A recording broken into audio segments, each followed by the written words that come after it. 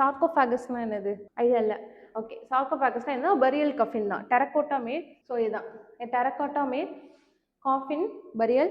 Caffeine used for burials. நார்மலாக டெரக்கோட்டாவில் make பண்ணுற ஒரு பரியல் சிஸ்டம். இது வந்து ஏன்ஷியன்ட்ல எல்லாம் ஆல் ஓவர் இந்தியா நிறைய பேர் ப்ராக்டிஸ் பண்ணிட்டு இருந்தாங்க. ஏன்ஷியன்ட் மெத்தட் ஆஃப் பரியல் சிஸ்டம்ல இதுவும் ஒன்று. ஸோ இது பாருங்க, இப்போ ரீசெண்டா என்ன கண்டுபிடிச்சிருக்காங்க அப்படின்னா, கிலானா மண்டி அப்படிங்கிற ஒரு தமிழ்நாட்டில் ஒரு சைட்ல இந்த சார்கோஃபாகஸை வந்துட்டு ஏஎம்எஸ் ரேடியோ கார்பன் டேட்டிங் பண்ணும்போது அவங்க என்ன கண்டுபிடிச்சிருக்காங்கன்னா, இது வந்துட்டு லேட் ஹராப்பன் பீரியடுக்கு மேட்ச் ஆகுது. ஹராப்பாஸ் பத்தி தெரியுமா? இண்டஸ் வேலி சிவிலைசேஷன். ஓகே, இண்டஸ் வேலி சிவிலைசேஷன் அந்த பீப்புளை பத்தி இன்னும் நமக்கு டீட்டெயிலாக தெரியல. ஏன்னா அவங்களோட ஸ்கிரிப்டை வந்து இன்னும் நம்ம டெசிஃபர் பண்ணவே இல்லை. அந்த ஸ்கிரிப்டை வந்து நம்ம இன்னும் டிரான்ஸ்லேட் பண்ணவே இல்லை. நீங்க படிச்சிருப்பீங்கல்ல, Harappans use pictographics script. So pictures based script இருக்கும். ஸோ அவங்க யார் என்னங்கிற ரிசர்ச் இன்னும் ஆன்கோயிங்கில் தான் இருக்குது. நமக்கு இன்னும் ஃபுல்லாக கம்ப்ளீட் ஆகலை இல்லையா? ஸோ இப்போ நம்மளோட இந்த சார்கோஃபாகஸ் இங்கே கண்டுபிடிச்சிருக்கிறது மேபி சவுத் அண்ட் நார்த்துக்கு ட்ரேட் லிங்க்ஸ் இருக்கலாம். ஏன் அப்படின்னா அந்த சார்கோஃபாகஸ்குள்ள என்ன இருந்துச்சுங்கிறது முக்கியம். இங்க பாருங்க, grave goods, carnelian beads. Carnelian beads mostly Gujarat and மகாராஷ்டிரால தான் இருக்கு. அந்த அந்த டைம்ல கார்னீலியன் பீட்ஸ் அங்கிருந்து ஆரிஜினேட் ஆயிருக்கு. ஸோ அது ஹராப்பன் சைட்ஸ் எல்லாமே அங்கே தானே இருக்கு. ஸோ அங்கிருந்து தமிழ்நாட்டுக்கு அந்த கார்னீலியன் பீட்ஸ் எப்படி வந்திருக்கும்? அயன் டூல்ஸ், பாட்ரி, இது எல்லாமே பார்த்தீங்கன்னா அங்க இருக்க கிராஃபிட்டி மார்க். கிராஃபிட்டி மார்க்னா நம்மளோட பாட்ரிஸ்லாம் சில மார்க்ஸ் பண்ணுவோம்ல, நம்ம நேம் எழுதி வைப்போம், சிம்பிள்ஸ் யூஸ் பண்ணுவோம். மோஸ்ட்லி சிம்பிள்ஸ் தான் நம்ம கிராஃபிட்டி மார்க்னு சொல்லுவோம். ஸோ இது எல்லாமே நமக்கு ஹராப்பன்ஸ்க்கு சிமிலராக இருக்கு. ஸோ சவுத்துக்கும் நார்த்துக்கும் ட்ரேட் லிங்க் கன்ஃபார்மாக நடந்திருக்கும் அப்படிங்கிறது தான் இந்த ஃபைண்டிங்ஸ் டிடெக்ட் பண்ணியிருக்காங்க இப்போ. ஓகேவா, எழுதிக்கோங்க.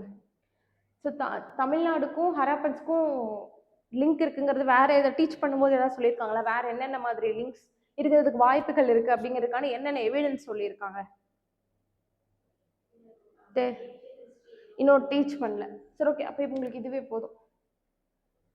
நிறைய சிமிலாரிட்டிஸ் இருக்கு அவங்களுக்கும் நமக்கும். அங்க இருக்கிற சேம் சைட்ஸ், நேமோட சைட்ஸ் இங்கேயே நம்ம ஃபாலோ பண்றோம். அதே நேம்ஸ் ஃபாலோ ஆகுது. புகார், பூம்புகார் நம்ம தமிழ்நாட்டில் சொல்றோம், அதே சைட்ஸ் இண்டஸ் வேலியிலே இருக்கு, சேம் நேமோட. ஸோ அந்த மாதிரிலாம் சிமிலாரிட்டிஸ் இருக்கிறதுனால கண்டிப்பா அங்க இருக்க பீப்புள் தான் இங்க மைக்ரேட் ஆகி வந்திருப்பாங்க. இண்டஸ் வேலி பீப்புள் தான் இங்க வந்திருக்கிறதுக்கு நிறைய சான்ஸ் இருக்குன்னு அப்படிங்கிற ஒரு ஸ்டடி சொல்லுது. அந்த ஸ்டடியோட ஒன் ஆஃப் த ஃபைண்டிங்ஸ் தான் இது. இது சும்மா சிம்பிளான ஒரு இதை நோட் பண்ணிக்கோங்க. சிம்பிள் கிறிஸ்பாக எழுதுங்க, அதான் வந்துட்டு கரெக்டாக இருக்கும். ஏன்னா இந்த பிடிஎஃப் உங்களுக்கு அப்படியே கொடுத்துருவோம். கிறிஸ்பாக மட்டும் எழுதுங்க, ஓகேவா? கண்டிப்பாக எழுதியிருக்கணும், அண்டர்ஸ்டாண்ட் ஆகிற அளவுக்கு எழுதியிருக்கணும். ஓகே, நேச்சுரல் கேஸ் பற்றி என்ன தெரியும்? நேச்சுரல் கேஸ் வந்துட்டு நம்ம க்ரூட் ஆயில், பெட்ரோலியம்லேருந்து எடுக்கிறோம்ல. ஸோ அது கூட வர எக்ஸ்ட்ரா நேச்சுரல் கேஸ், அதுலேருந்து நம்ம LPG, LNG, compressed natural gas வெஹிக்கிள்ஸ்க்குலாம் யூஸ் பண்ணுறோம்ல, அதுதான் வந்து நேச்சுரல் கேஸ். ஓகேவா? இப்போ அந்த ரிசர்வியர் எங்கே கண்டுபிடிச்சிருக்காங்கன்னா அந்தமான் ஐலாண்டில். ஸோ இதில் என்ன முக்கியம் அப்படின்னா, இந்தியா கிட்ட நேச்சுரல் கேஸே இல்லை. We are heavily depend on imports. So யார் இம்போர்ட், லார்ஜஸ்ட் இம்போர்ட்டர் பார்த்தீங்கன்னா கத்தார். இந்தியா வந்து கிட்டத்தட்ட 55% ஆஃப் எல்பிஜி இல்லை, sorry, LNG, liquefied natural case.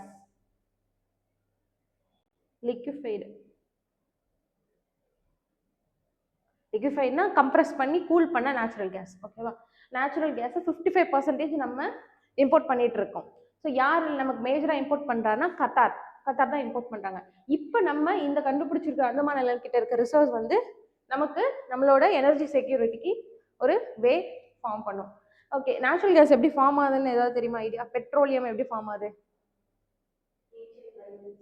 Ancient burials, marine பரியல்ஸ்லேருந்து தான். ஏன்னா அனோரபிக் கண்டிஷன் இருந்தால் மட்டும்தான் உங்களுக்கு கேஸ் வந்து ஃபார்ம் ஆகும், நேச்சுரல் கேஸ். ஓகேவா? ஸோ இப்போ அது அந்தமானில் கண்டுபிடிச்சிருக்காங்க. அந்தமான் ஐலாண்ட் தானே, ஐலாண்ட் நேஷன் ஆஃப் ஷோரில் கண்டுபிடிச்சிருப்பாங்க. ஸோ இது நோட் பண்ணிங்க. இது வந்து ரொம்ப முக்கியமானது. டைரக்டாக யூபிஎஸ்சியில் வந்துட்டு இந்தியா எவ்வளோ பர்சன்டேஜ் டிபெண்ட்டாக இருக்கு எல்என்ஜி ரெக்யர்மெண்ட், லார்ஜஸ்ட் இம்போர்ட்டர் யாரு அப்படின்னு கேட்பாங்க. ஸோ நோட் பண்ணிக்கோங்க.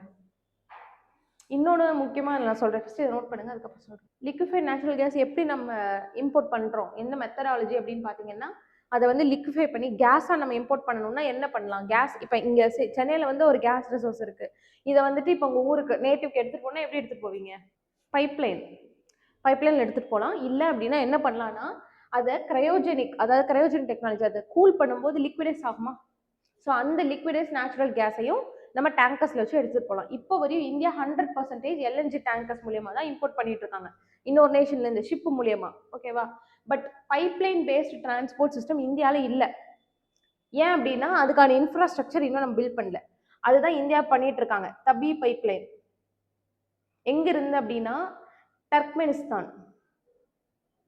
டர்க்மெனிஸ்தான் வந்து ஒரு சென்ட்ரல் நேஷன். இந்தியா இங்க இருக்கா? ஸோ இங்க இருக்கு, ஆப்கானிஸ்தானுக்கு மேல. ஓகேவா? ஸோ டர்க்மெனிஸ்தான் வந்துட்டு ஒரு central Asian nation, very rich in energy resource. அங்கிருந்து நேச்சுரல் கேஸை நம்ம பைப்லைன் மூலியமாவே எந்தெந்த நேஷன் மூலியமா பாருங்க, Turkmenistan, A for Afghanistan, Pakistan and India. So pipeline build பண்ணிட்டு இருக்காங்க, 4 நேஷனும் சேர்த்து கொலாபரேஷனோட. ஸோ இது நோட் பண்ணிக்கோங்க. டப்பி பைப்லைன் என்ன, அதோட இம்பார்ட்டன்ஸ் என்ன, அது எந்த நேஷன்ஸ்ல இருந்து வருது? Turkmenistan, Afghanistan, Pakistan and India. Ongoing project இன்னும் கம்ப்ளீட் ஆகல. இது ஒன்ஸ் கம்ப்ளீட் ஆயிடுச்சுன்னா நமக்கு அங்கிருந்து டைரக்டா பைப்லைன் மூலியமாவே நேச்சுரல் கேஸ் பண்ணிக்கலாம். வல்கனோ, இந்தியாவில் வல்கனோ இருக்கா? இல்லையா? இந்தியாவில் ஒரு ஆக்டிவ் வல்கனோ இருக்கு, ஒன்னே ஒன், பேரன் ஐலாண்ட் வல்கனோ, அந்தமான்ல இருக்கு. Only one, India's only active volcano. Barren island எங்க இருக்கு? அந்தமான் அண்ட் நிக்கோபார் ஐலாண்ட்ல ஒன் ஆஃப் த ஐலாண்ட். அங்க நிறைய குரூப் ஆஃப் ஐலாண்ட்ஸ் இருக்கு இல்லையா, அங்க one of the island. So இப்போ மைல்ட் எரப்ஷன்ஸ் 13 and 20th செப்டம்பர்ல 13 and 20 செப்டம்பர்ல மைல்டு எரப்ஷன்ஸ் வந்து அங்க நடந்திருக்கு. India's only active volcano. ரொம்ப ரொம்ப முக்கியமான கொஸ்டின் இது, டைரக்டா கேட்பாங்க. இந்தியாஸ் ஒன்லி ஆக்டிவ் வல்கனோ என்னது? பேரன் வல்கனோ எங்க இருக்கு? பேரன் ஐலாண்ட்ல இருக்கு, அந்தமான் சீல. ஓகேவா? இன்னொன்னு பாருங்க, south Asia's only confirmed volcano. South ஏஷியானது என்னது? 7 நேஷன்ஸ் சேர்ந்தது, பாகிஸ்தான், ஆப்கானிஸ்தான், இந்தியா, பங்களாதேஷ், நேபாள், பூட்டான். ஓகேவா? ஸோ சவுத் ஏஷியாலேயே ஒன்லி ஒன் ஆக்டிவ் வல்கனோ இந்த பேரன் ஐலாண்ட் வல்கனோ. இது அன்இன்ஹாபிட்டட், அப்படின்னா அங்கே மக்கள் யாரும் இல்லை அந்த ஐலாண்டில். ஓகேவா? எழுதிக்கோங்க, சிம்பிளா நோட் பண்ணிக்கோங்க, அவ்வளோதான். தென் சைபீரியா 2. சைபீரியாங்கிறது ஏதாவது ஐடியா இருக்கா? எங்க இருக்குன்னு? ரஷ்யாவில் இருக்கு இல்லையா? ஸோ சைபீரியாவிலிருந்து ரஷ்யா வந்துட்டு சைனாக்கு வந்துட்டு இப்போ இந்த நேச்சுரல் கேஸ் பைப்லைன் பிளான் பண்ணிட்டு இருக்காங்க. ஸோ இட் இஸ் ஆல்ரெடி வந்துட்டு சைபீரியா 1 பைப்லைன் இருக்கு, இப்போ சைபீரியா 2 பைப்லைன் எங்க இருந்து பாருங்க, சைபீரியா 2 பைப்லைன். ஸோ ரஷ்யால இருந்து மங்கோலியா அண்ட் தென் சைனா. ஓகேவா? ஸோ இது ஏன்னா டைரக்ட் யூபிஎஸ்சி லாஸ்ட் டைம் ஒரு கொஸ்டின் கேட்டிருந்தாங்க, ரெட் சி வழியா போற பைப்லைன் எந்த நேஷன்ஸ் வழியா போகுது அப்படிங்கிற மாதிரி. ஸோ டீட்டெயிலாக கேட்கறதுனால இன்டர்நேஷனல் ரிலேஷன்ஸ்ல இந்த கொஸ்டின் ஆட் பண்ணியிருக்கு. ஸோ கொஸ்டின் பேப்பர் பார்த்துருக்கீங்களா லாஸ்ட் இயர்? பார்த்தது இல்லையா? அடிக்கடி நீங்கள் உங்களுக்குலாம் வந்துட்டு அந்த இதில் போட்டு போகலாம் முன்னாடி. சரி, ஓகே. அந்த மாதிரி கொஸ்டின்ஸ் கேட்பாங்க. ஓகேவா? தபி பைப்லைன் இருக்குன்னா அது எந்தெந்த நேஷன்ஸ் வழியாக பாஸ் ஆகுது அந்த மாதிரி. ஸோ அதனால Siberia 2 pipeline natural gas pipeline எந்தெந்த நேஷன் வழியாக பாஸ் ஆகுது. இப்போ ரீசெண்டாக ப்ரப்போஸ் பண்ண ப்ராஜெக்ட் இது. முன்னாடி இருந்தது மங்கோலியா வழியாக பாஸ் ஆகலை. ஸோ இந்த டைம் மங்கோலியாவில் பாஸ் ஆனால் என்ன யூஸ், அவங்களுக்கும் அந்த ரிசோர்ஸ் கிடைக்கும் இல்லையா? ஸோ அதான் power of Siberia 2 pipeline. It is 3 nation சேர்ந்து பண்ணுறது. நெக்ஸ்ட் ரொம்ப முக்கியமான question, Grand Ethiopian Renaissance Dam. ஆக்சுவலாக எத்தியோப்பியா எங்கே இருக்கு? It is a western African country. ஓகேவா? ஸோ எதுக்கு இந்த எத்தியோப்பியா முக்கியம் அப்படின்னா, இந்த டேம் எதில் கன்ஸ்ட்ரக்ட் பண்ணியிருக்காங்கன்னா blue Nile river. Nile river one of the most longest river and one of the most important river in Africa. So நைலில் வந்து 2 டிவிஷன் இருக்கு, ஒயிட் நைல் அண்ட் ப்ளூ நைல்னு சொல்லிட்டு. ஸோ இதுதான் வந்துட்டு ப்ளூ நைல், இது வந்துட்டு ஒயிட் நைல். ஓகேவா? இந்த 2 நைலும் இந்த இடத்துல கர்டூம் சுதான்ல தான் மெர்ஜ் ஆகுது. ஸோ யூபிஎஸ்சி பொறுத்தவரையும் எப்படின்னா டீட்டெயிலாக கேட்பாங்க. ரிவர் சிஸ்டம் பொறுத்தவரையும் ரொம்ப ரொம்ப டீட்டெயிலாக கேட்பாங்க. அது எந்த நேஷன் வழியாக பாஸ் ஆகுது, அந்த எந்த நேஷன்ல ஆரிஜினேட் ஆகுது, அங்கே இருக்க முக்கியமான லேக்ஸ் எல்லாமே ரொம்ப ரொம்ப முக்கியம். ஸோ அதனால ப்ளூ நைல் ரிவர் பொறுத்தவரையும் இது எங்கே ஆரிஜினேட் ஆகுது அப்படின்னு பார்த்தீங்கன்னா எத்தியோப்பியாவில் இருக்க லேக் தனா அப்படிங்கிற ஒரு ஸ்ப்ரிங்கிறது என்னது? ஸ்ப்ரிங் ஜியாகிரபியில் சி கிடையாது, வேற இல்லை இல்லை இல்லை, சீசனும் கரெக்ட் தான் நீங்கள் சொல்றது, ஆனால் ஜியாகிரபியில் அது என்ன டேர்ம்? இப்போ கீழே நம்ம கிரவுண்ட் வாட்டர் இருக்கு இல்லையா, கிரவுண்ட் வாட்டர் வந்துட்டு ஹாட் ராக்ஸை மீட் பண்ணும்போது அதோட ப்ரெஷர் மூலியமா வெளியே வரும்.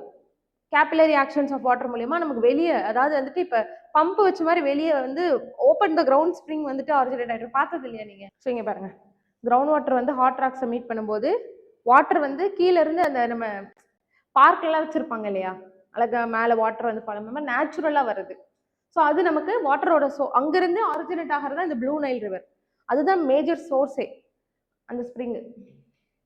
நம்ம இந்தியாவில் கூட ஜீலம், அது கூட ஒரு ஆரிஜினேட் ஃப்ரம் ஸ்ப்ரிங் தான், ஜீலம் ரிவர். தெரியுமா? ஜியோகிராஃபியில் படிச்சது இல்லையா? படிச்சது இல்லையா? ஓகே. ஸோ அதனால இது பார்த்துக்கோங்க. ஸோ இந்த ஹைட்ரோ எலக்ட்ரிக் ப்ராஜெக்ட் தான் ஆப்பிரிக்காவோட largest hydro electric project so far. யார் பில்ட் பண்ணியிருக்காங்க? Ethiopia. It is constructed on blue Nile river. Blue Nile ரிவரோட ஆரிஜின் ரொம்ப முக்கியம். It originate from spring near lake Tana in Ethiopia. So lake தனால flow ஆகி then Ethiopian ஹைலாண்ட்ஸை reach ஆகி தென் இங்கே கர்த்தோமில் வந்துட்டு மீட் பண்ணி அங்கே போயிட்டு மெடிட்ரேனியன் சீல ஃபால் ஆயிரும். லாஸ்ட் டைம் ஒரு கொஸ்டின் கேட்டிருந்தாங்க யூபிஎஸ்சியில், ரெட் சீல ஃபால் ஆகிற மேஜர் ரிவர் எது? ரெட் சீல வந்து ட்ரெயின் ஆகிற மேஜர் ரிவர் எது? No major rivers drain in red sea. அதுதான் ஆக்சுவலி ஆன்சர் கரெக்ட். ஸோ அதெல்லாம் ரொம்ப டீட்டெயிலாக தெரியணும். நைல் ரிவர் வந்துட்டு மெடிட்ரேனியனில் தான் ட்ரெயின் ஆகுது. ஒரு ரிவர் பார்க்குறீங்கன்னா அது எங்கே ஆரிஜினேட் ஆகுது, அது எது வழியாக ஃப்ளோ ஆகுது, அது எங்கே ட்ரெயின் ஆகுதுங்கிறது ரொம்ப ரொம்ப முக்கியம். ஸோ நைல் ரிவரில் ரொம்ப ரொம்ப முக்கியமான source. So white Nile and blue Nile. Blue Nile வந்துட்டு இங்கே பாருங்க, எத்தியோப்பியா அண்ட் சுதனில் போய் ஜாயின் ஆயிடுது. ஸோ நோட் பண்ணிக்கோங்க, இந்த டயக்ராம் நோட் பண்ணிக்கோங்க. Next, particularly vulnerable tribal groups. அதை பற்றி உங்களுக்கு தெரிஞ்சிருக்கும்னு நினைக்கிறேன். உங்களுக்கு தெரியுமா? என்னது? ஓகே. பிவிடிஜினா ட்ரைபல் குரூப்ஸ்னா எல்லாரும் ட்ரைபல்ஸ் தான். பர்டிகுலர்லி வல்னரபிள் ட்ரைபல் குரூப்னா வேற. ஸோ நமக்கு எஸ்டி தெரியும் இல்லையா, ஷெட்யூல் ட்ரைப்ஸ். கவர்மெண்ட்டோட அஃபர்மேட்டிவ் பாலிசியில் நம்ம எப்படி பிசி எம்பிசி இதெல்லாம் எஸ்டி உங்களுக்கு தெரியும். எஸ்டி கீழே ஒரு சப்செக்ஷன் இருக்கு, particularly vulnerable tribal groups. So இதை வந்து ஃபர்ஸ்ட் தீபர் கமிஷன் என்ன பண்ணுறாங்கன்னா, ட்ரைபல் குரூப்ஸை பற்றி ரிசர்ச் பண்ணும்போது சில ட்ரைபல் குரூப்ஸ் ரொம்ப ரொம்ப எக்கனாமிக்கலாகவும் சோஷியலாகவும் ரொம்ப டவுனாக இருக்காங்க. ஸோ அவங்கள வந்து தனியாக கேட்டகரைஸ் பண்ணணும், அவங்களுக்குன்னு தனியாக டார்கெட் பண்ணி அவங்களுக்குன்னு ஸ்கீம்ஸ் கொடுக்கணும் அப்படிங்கிறதுக்காக தீபர் கமிஷன் ரெக்கமெண்டேஷன் படி கவர்மெண்ட் வந்து இந்த குரூப்ஸை கிளாஸிஃபை பண்ணுறாங்க. மொத்தம் 75 குரூப்ஸ் கண்டுபிடிச்சிருக்காங்க, பர்டிகுலர்லி வல்னரபிள் ட்ரைபல் குரூப்ஸ்னு சொல்லி. ஸோ அதோட கேரக்டரிஸ்டிக்ஸ் என்னென்ன அப்படிங்கிறது தான் இது. ஸோ இது ரொம்ப ரொம்ப முக்கியம். ஒரு கவர்மெண்ட் வந்துட்டு ஒரு குரூப்ஸை கிளாஸிஃபை பண்ணுறாங்கன்னா பல ஸ்டடீஸ் எடுப்பாங்க. எடுத்தோன்னெல்லாம் வந்துட்டு இவங்க வந்து ஒரு குரூப்பில் வந்துட்டு ஒரு 2-3 பேர் கம்மியாக இல்லை ஒரு 20% ஆஃப் த பீப்புள் வந்துட்டு பேக்வர்டாக இருக்காங்க அப்படின்னா அந்த கேட்டகரி வச்சு மட்டும் கிளாஸிஃபை பண்ண மாட்டாங்க. ஸோ பல கேரக்டரிஸ்டிக்ஸ் யூஸ் பண்ணுவாங்க. ஸோ இந்த கேரக்டரிஸ்டிக்ஸை டேரெக்டாக நமக்கு கொஷினில் கேட்க வாய்ப்பு இருக்குது. ஸோ பார்த்துக்கோங்க. So stagnant, declining or stagnant population, அவங்களோட பாப்புலேஷன் ஸ்டேட்டஸ் கம்மியாயிட்டே வருது. நம்மளோட பாப்புலேஷன் இன்க்ரீஸ் ஆகிட்டு போகும்போது அவங்களோட பாப்புலேஷன் மட்டும் கம்மியாகுது. இன்னொன்று ஜாகிரபிக்கல் ஐசோலேஷன், அவங்க வந்துட்டு வெளி உலகத்து கூட அந்த அளவுக்கு கான்டாக்ட்ல இல்லை. Second, dependence on pre agrarian practices, அதுதான் ரொம்ப முக்கியம். ஹண்டிங் கேதரிங்லேயே இன்னுமே அவங்க வாழ்ந்துட்டு இருக்காங்க. ஷிஃப்டிங் கல்டிவேஷன் இதெல்லாம். Then low literacy, poor health, economic backwardness compared to other schedule tribe groups. So distinct cultural and social practices. So இதுதான் 5 கேரக்டரிஸ்டிக்ஸ். ஓகேவா? ஸோ இவங்களுக்கு வந்து தனியாக நமக்கு பாலிசிஸ் இருக்கு. பிரதான் மந்திரி ஜன்மன் யோஜனா அப்படின்னு சொல்லிட்டு கவர்மெண்ட் வந்து இந்த பர்டிகுலர்லி வல்னரபிள் ட்ரைபல் குரூப்ஸை மட்டும் டார்கெட் பண்ணி கொடுத்துட்டு இருக்காங்க. ஸோ நோட் பண்ணிக்கோங்க. ஷெட்யூல் ட்ரைப்ஸில் அவங்க one of the most weakest groups. அவங்களுக்கு டார்கெட்டட் ஸ்கீம்ஸ் லான்ச் பண்ணுறதுக்காக இது கவர்மெண்ட் கொண்டு வந்த ஒரு மெஷர். இந்த கேரக்டரிஸ்டிக்ஸ் ரொம்ப முக்கியம்.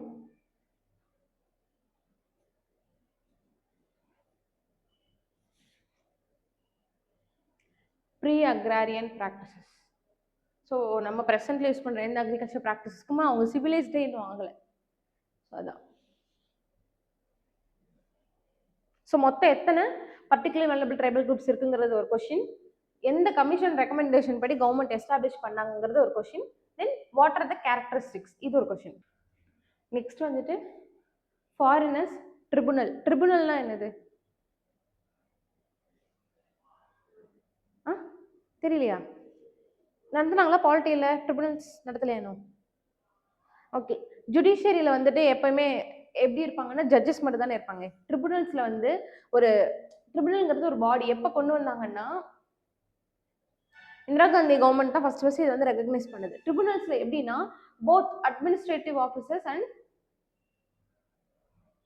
ஜுடிஷியல் ஆஃபீஸர்ஸும் இருப்பாங்க. அட்மினிஸ்ட்ரேட்டிவ் ஆஃபீஸ்னா யாரு? கவர்மெண்ட்ல பியூரோக்ராட்டிஸ்ல இருக்காங்க இல்லையா, எக்ஸ்பர்ட்ஸா இருக்கலாம், யாரு வேணாலும் இருக்கலாம், ஆஃபீஸர்ஸா இருக்கலாம், எக்ஸிக்யூட்டிவா இருக்கலாம், எல்லாருமே. ஸோ அட்மினிஸ்ட்ரேட்டிவ் ஆஃபீஸர்ஸும் ஜுடிஷியரி மெம்பர்ஸும் சேர்ந்து இருக்கிறதா அந்த ட்ரிபுனல். எப்பவுமே நீங்க போற traditional high court lower court system மாதிரி இது கிடையாது. ட்ரிபுனல்ஸ் வந்துட்டு அட்மினிஸ்ட்ரேட்டிவ் ஆஃபீஸர்ஸும் இருப்பாங்க, ஜுடிஷியல் ஆஃபீஸர்ஸ் இருப்பாங்க. அதனாலதான் tribunal is a quasi judicial பாடி. ரொம்ப ரொம்ப முக்கியம், இதெல்லாம் தெரிஞ்சிருக்கணும். Tribunal is a quasi judicial body, it is not a judicial பாடி. ஓகேவா? ஸோ அதான் ட்ரிபுனல்ஸ். நிறைய பர்பஸ்க்காக இந்த ட்ரிபுனல்ஸ் வந்து எஸ்டாப்ளிஷ் பண்ணியிருக்காங்க. இப்போ கன்சூமர் ரிலேட்டட் இஷ்யூஸ் வருதுன்னா அதுக்கு ஒரு ட்ரிபுனல் இருக்கு, டாக்ஸ் ரிலேட்டட் இஷ்யூஸ் வருதுன்னா அதுக்கு ஒரு ட்ரிபுனல்ஸ் இருக்கு. எதுக்காக இந்த சிஸ்டம் கொண்டு வந்தாங்கன்னா அந்த அட்மினிஸ்ட்ரேட்டிவ் எக்ஸ்பர்ட்ஸோட வியூஸும் ஜுடிஷியரோட வியூஸும் சேர்ந்து இது பண்றது. நேஷனல் கிரீன் ட்ரிபுனல் நீங்க கேள்விப்பட்டது இல்லை? என்ஜிடி, என்விரான்மெண்டல் ரிலேட்டட் எல்லாத்துக்கும் அவங்க தான் வந்து ஜட்ஜ்மெண்ட் கொடுப்பாங்க. நேஷனல் கிரீன் ட்ரிபுனல் நியூஸ்லாம் படிச்சீங்கன்னா வருமே. என்ஜிடியோட நியூஸ், என்ஜிடி ஆர்டர் பண்ணிட்டாங்க, என்ஜிடி வந்து பொல்யூஷன் பண்றவங்க வந்து ஃபைன் பண்ணிட்டாங்க, இந்த மாதிரிலாம் நீங்க நியூஸ்ல இனி போய் பார்த்தீங்கன்னா கண்டிப்பா டெய்லியுமே வந்துடும் என்ஜிடி பத்தி. அது ஒரு ட்ரிபுனல். ஸோ அங்க என்விரான்மெண்டல் எக்ஸ்பர்ட்ஸ் இருப்பாங்க, ஜுடிஷியரி ஆஃபீஸர்ஸ் இருப்பாங்க, 2 பேரும் சேர்ந்து அனலைஸ் பண்ணி ஒரு ஜட்ஜ்மெண்ட் கொடுப்பாங்க. So it is a tribunals எல்லாமே ஒரு குவாசி ஜுடிஷியல் பாடி. ஓகேவா? ஸோ இது என்ன அப்படின்னா foreigner tribunal. Immigration and foreigners act இப்போ கொண்டு வந்திருக்காங்க. ஆக்சுவலா ஆல்ரெடி இருக்க ஒரு சிஸ்டம் தான் இந்த ஆக்ட் படி ரீஃபார்ம் பண்ணியிருக்காங்க. இது என்ன அப்படின்னா ஃபாரினர்ஸ் ட்ரிபுனல் வந்து அஸ்ஸாம்ல மட்டும்தான் இருக்கு, இந்தியாலேயே எந்த ஒரு ஸ்டேட்லையுமே கிடையாது. அஸ்ஸாம்ல என்ன இஷ்யூ, மைக்ரேஷன் இஷ்யூ இருக்கியா, பங்களாதேஷிஸ் நிறைய பேர் அந்த இஷ்யூ இன்னும் போயிட்டு இருக்கு இல்லையா, தெரியாதா? அஸ்ஸாம்ல வந்துட்டு பங்களாதேஷ் பீப்புள் வந்து மைக்ரேட் ஆகிறாங்க, அந்த இஷ்யூ ரொம்ப வருஷமா போயிட்டு இருக்கு. ஸோ அதுக்காக ஃபாரினர்ஸ் ட்ரிபுனல் ஒன்று கொண்டு வராங்க கவர்மெண்ட். ஸோ அந்த ட்ரிபுனலோட பர்பஸ் என்ன அப்படின்னா யார் ஃபாரினர்ஸ் அப்படிங்கிறத ஐடென்டிஃபை பண்ணி அவங்க ஃபாரினர் அப்படின்னு கன்ஃபார்ம் ஆயிருச்சு அப்படின்னா அவங்க வந்து டிபுட்டேஷன் பண்ற ஆர்டர் வந்து அந்த ட்ரிபுனல் தான் கொடுப்பாங்க. ஸோ இப்போ என்ன இந்த சட்டத்துல என்ன மாற்றம் கொண்டு வந்திருக்காங்கன்னா ட்ரிபுனல் வந்துட்டு ஆர்டர் மட்டும் தான் கொடுக்க முடியும், அரெஸ்ட் வாரண்ட்ல இதுவரை இஷ்யூ பண்ண முடியாது. பட் அரெஸ்ட் வாரண்ட்டும் டிடென்ஷன் சென்டர் செல் பண்றதுக்கான ஆத்தரைசேஷனும் இந்த ட்ரிபுனல் கொடுக்கலாம் அப்படிங்கிறதா இந்த நியூ ஆக்டோட இது. புரிஞ்சுதா உங்களுக்கு? ஏதாவது ட்ரிபுனல்ஸ் எப்படி ஃபங்க்ஷன் ஆகுது? ஓகே, எழுதிக்கோங்க. நீங்கள் நியூஸ் நிறையா படிச்சீங்கன்னா உங்களுக்கு கொஞ்சம் ஐடியாஸ் கிடைக்கும் எப்படி ஒர்க் ஆகுது, கவர்மெண்ட் எப்படி ஒர்க் ஆகுது அப்படின்னு. உங்களுக்கு ஈஸியாக என்ன புரியும். எந்த மினிஸ்ட்ரி ரொம்ப முக்கியம்? Home ministry. ஏன்னா இன்டர்னல் செக்யூரிட்டி ரிலேட்டட் இஷ்யூ இது, அதனால ஹோம் மினிஸ்ட்ரி. இது மட்டும் நோட் பண்ணிக்கோங்க. இமிகிரேஷன் ஃபாரினர்ஸ் ஆக்ட் படி foreigners tribunals unique to Assam, they have established foreigner tribunals unique to Assam. மற்ற பக்கம்லாம் பாருங்க லோக்கல் கோர்ட்ஸ் தான் வந்து இல்லீகல் மைக்ரன்ஸை பார்த்து ட்ரீட் பண்ணுறாங்க. தமிழ்நாடுல வந்து ஸ்ரீலங்கன்லேருந்து ரெஃப்யூஜிஸ் வராங்கன்னா லோக்கல் கோர்ட்ஸுக்கு தான் அந்த கேஸ் போகும். ஆனால் அஸ்ஸாமில் மட்டும் ஃபாரின் ட்ரிபுனல்ஸ்க்கு தான் போகும். ஓகேவா? ஆர்டிஐ பற்றி படிச்சிருக்கீங்களா? Right to information act. சரி, ஓகே. இப்போ கவர்மெண்ட் வந்து என்ன, கவர்மெண்ட்டோட டியூட்டி என்ன? எல்லாம் நம்மளோட டீடைல்ஸ் எல்லாமே யார்கிட்ட இருக்கு? கவர்மெண்ட் கிட்ட தான் இருக்கு. ஃபண்ட் நம்ம டேக்ஸ் பே பண்ணுறோம், ஃபண்டு ஒவ்வொரு ப்ராஜெக்ட்டுக்கும் சாங்ஷன் பண்ணுறாங்க, ஒவ்வொரு ஸ்கீமுக்கும் சாங்ஷன் பண்ணுறாங்க. அந்த ஸ்கீம்லேருந்து பெனிஃபிஷியரிஸ் போகுது. இந்த டீடைல்ஸ் டேட்டாஸ் எல்லாமே யார்கிட்ட இருக்கும்? அட்மினிஸ்ட்ரேஷன் கிட்ட தான் இருக்கும். அந்த டேட்டாஸ் மக்கள் கிட்ட தெரியணும்னா எப்படி தெரியுது? அவங்களா பப்ளிஷ் பண்ணால் மட்டும் தான் உண்டு. அப்படி பப்ளிஷ் பண்ணலைன்னா அதை டிமாண்ட் பண்ணி எப்படி வாங்குறது அப்படிங்கிறதுக்காக ரைட் டு இன்ஃபர்மேஷன் ஆக்ட் அப்படின்னு 2005ல் கொண்டு வந்தாங்க. ஸோ இந்த ஆக்ட் படி எப்படின்னா எனக்கு இப்போ நான் யூபிஎஸ்சி எக்ஸாம், நீங்கள் டிஎன்பிஎஸ்சியா யூபிஎஸ்சி தானே, நீங்கள் யூபிஎஸ்சி எக்ஸாம் எழுதுறீங்க. இப்போ ஆன்சர் கீ விடலை, பார்த்தீங்கல்ல இஷ்யூ நிறையா இருக்குது.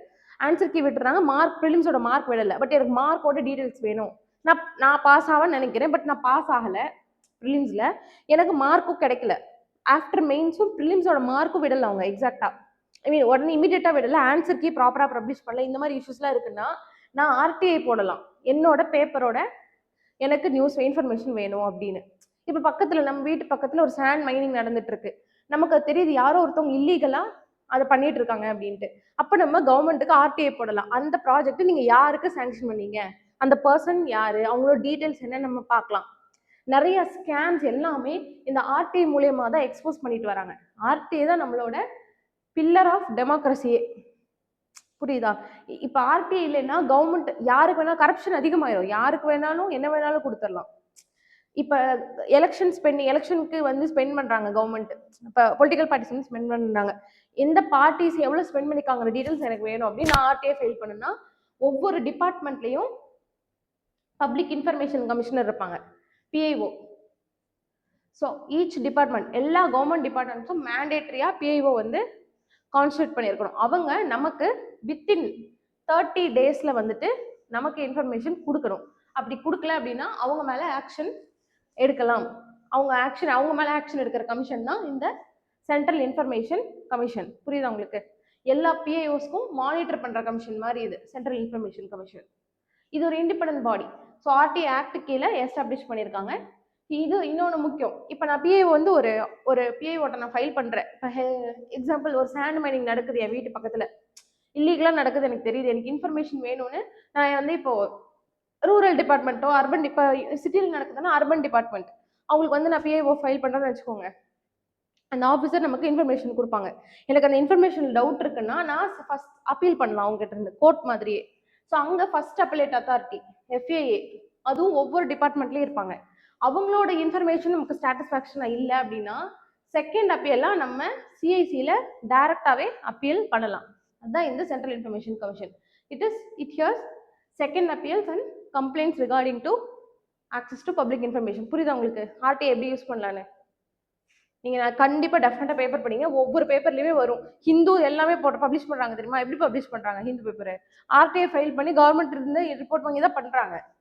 கவர்மெண்ட் சில இன்ஃபர்மேஷன் பப்ளிஷ் பண்ணிடுவாங்க, பிஐபி எல்லாம் ரெகுலரா விடுவாங்க. விடாத இன்ஃபர்மேஷன்லாம் ஆர்டிஐ மூலியமா தான் நம்ம வாங்க முடியும். ஸோ பாருங்க, இந்த சென்ட்ரல் இன்ஃபர்மேஷன் கமிஷன்ல யார் யார் இருக்கா? CIC chief information commission and 10 information commissioners.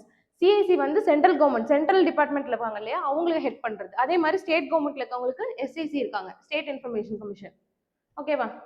So யார் அப்பாயின்ட் பண்றாங்க அப்படின்னா it is appointed by committee comprising prime minister, leader of opposition and cabinet minister. Next ஒரு ஃபங்க்ஷன் போலாம். அதுக்கப்புறம் நீங்க நோட் பண்ணிக்கோங்க சிஎஸ்சியோட function. So it hears second appeal, ரொம்ப ரொம்ப முக்கியம். ஃபர்ஸ்ட் அப்பீல் கிடையாது, செகண்ட் அப்பீல். ஓகேவா? Against decision of central public information officers. First appellate authority every டிபார்ட்மெண்ட்லயும் இருக்கும். நான் சொன்னேன்ல, பிஐஓக்கு மேல ஃபர்ஸ்ட் அப்பலேட் அத்தாரிட்டி இருப்பாங்க, அதுக்கு மேல சிஐசி. தென் இன்னொன்னு, நான் வந்து டைரக்டா முடியலையா ரொம்ப உனால? ஓகே, இப்போ டைரக்டா நான் சிஐசி கிட்டே கம்ப்ளைண்ட் பண்ணலாம் ஒரு செக்ஷன் படி, செக்ஷன் 18. ஆனா எந்த மாதிரி கேஸ், இன் கேஸ் ஆஃப் இப்ப பிஐஓ வந்துட்டு இன்ஃபர்மேஷன் கொடுக்க முடியாதுன்னு ரெஃப்யூஸ் பண்ணிட்டாலோ, நெக்ஸ்ட் டிலே 30 daysக்கு மேல ஆயும் இன்ஃபர்மேஷன் எனக்கு வரல அப்படின்னாலோ, டினையல் அதே தான், ரெஃப்யூஸ் பண்ணாலோ, ஆர் அன்ரீசனபிள் ஃபீஸ், கொடுத்துருக்க ஃபீஸை விட எக்ஸஸா அவங்க டிமாண்ட் பண்ணாலோ சிஐசிடியே டைரக்டா நம்ம கம்ப்ளைண்ட் பண்ணிக்கலாம். ஸோ அதுதான் இன்ஃபர்மேஷன் டைம் லிமிட் ரொம்ப ரொம்ப முக்கியம். நிறைய எக்ஸாம்ல கேட்டிருக்காங்க. So 30 days.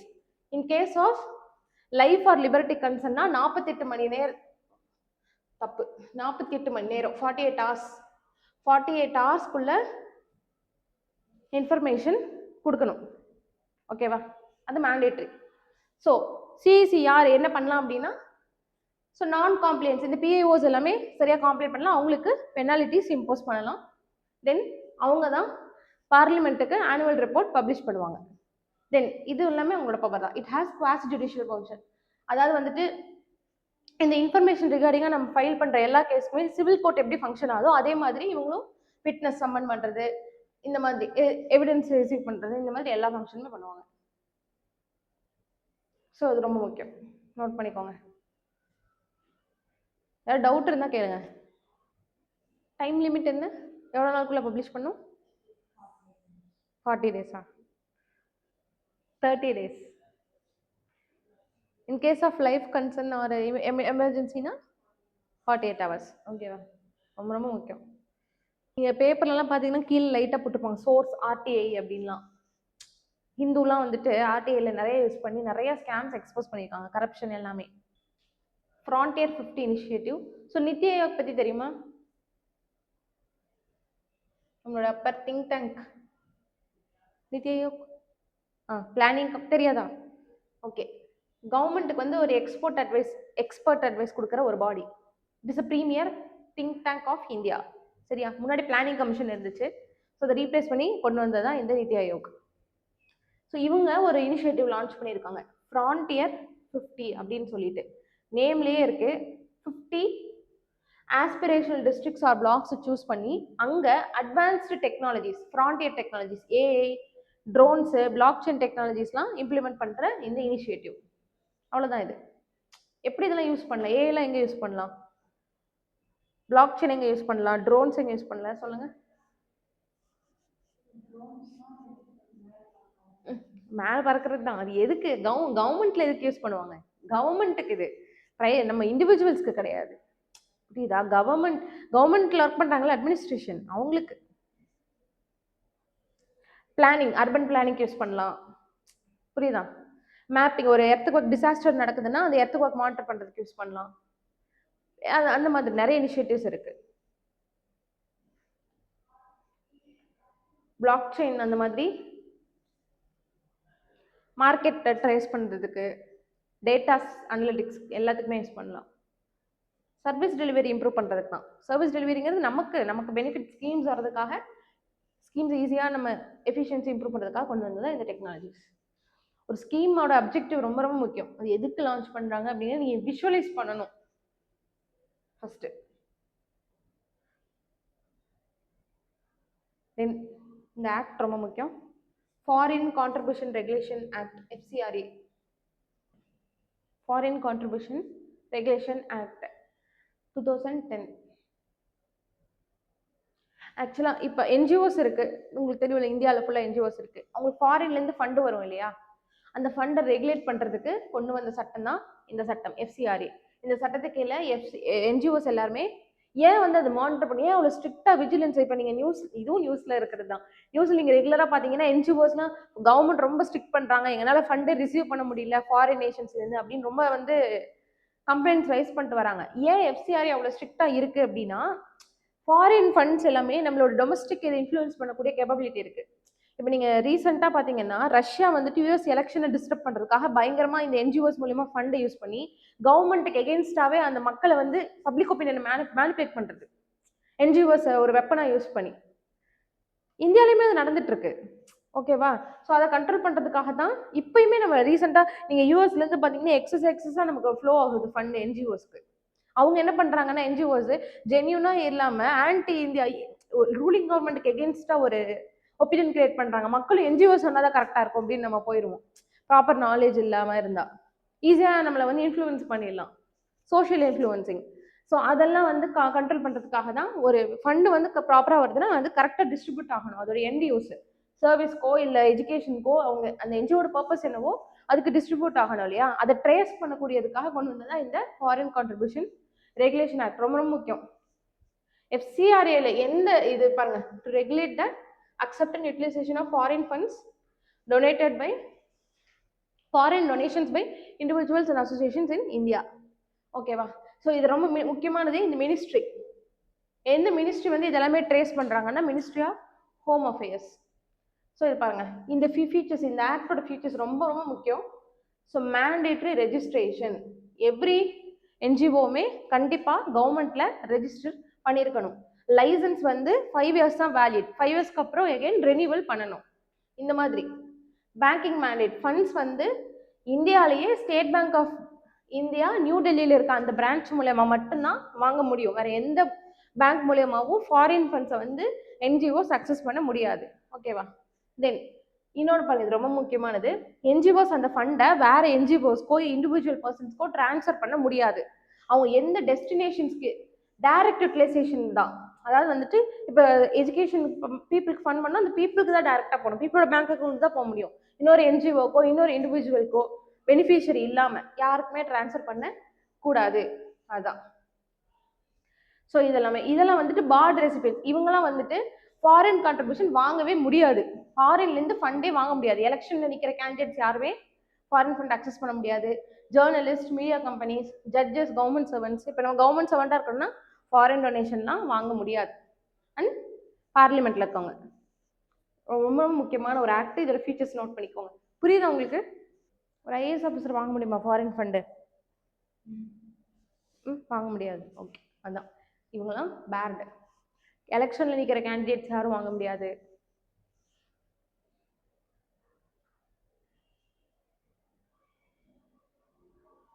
பேர்லேயே இருக்கு, ஃபாரின் கான்ட்ரிபியூஷனை ரெகுலேட் பண்ணுற ஆக்ட்.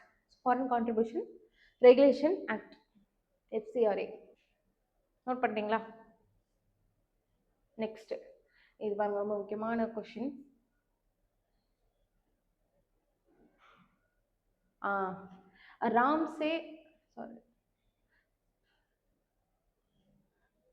Raman Magsaysay award. இந்த அவார்டை ஃபர்ஸ்ட் டைம் இந்தியாவில் ஒரு ஆர்கனைசேஷன் வாங்கியிருக்கு.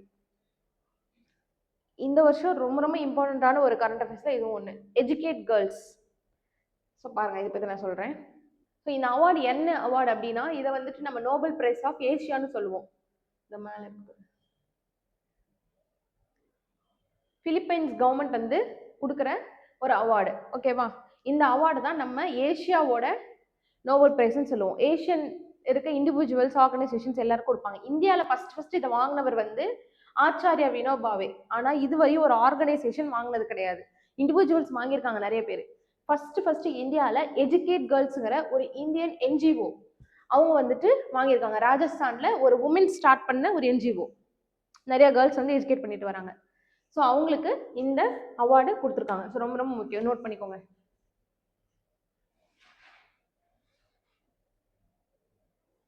Rajasthan based NGO.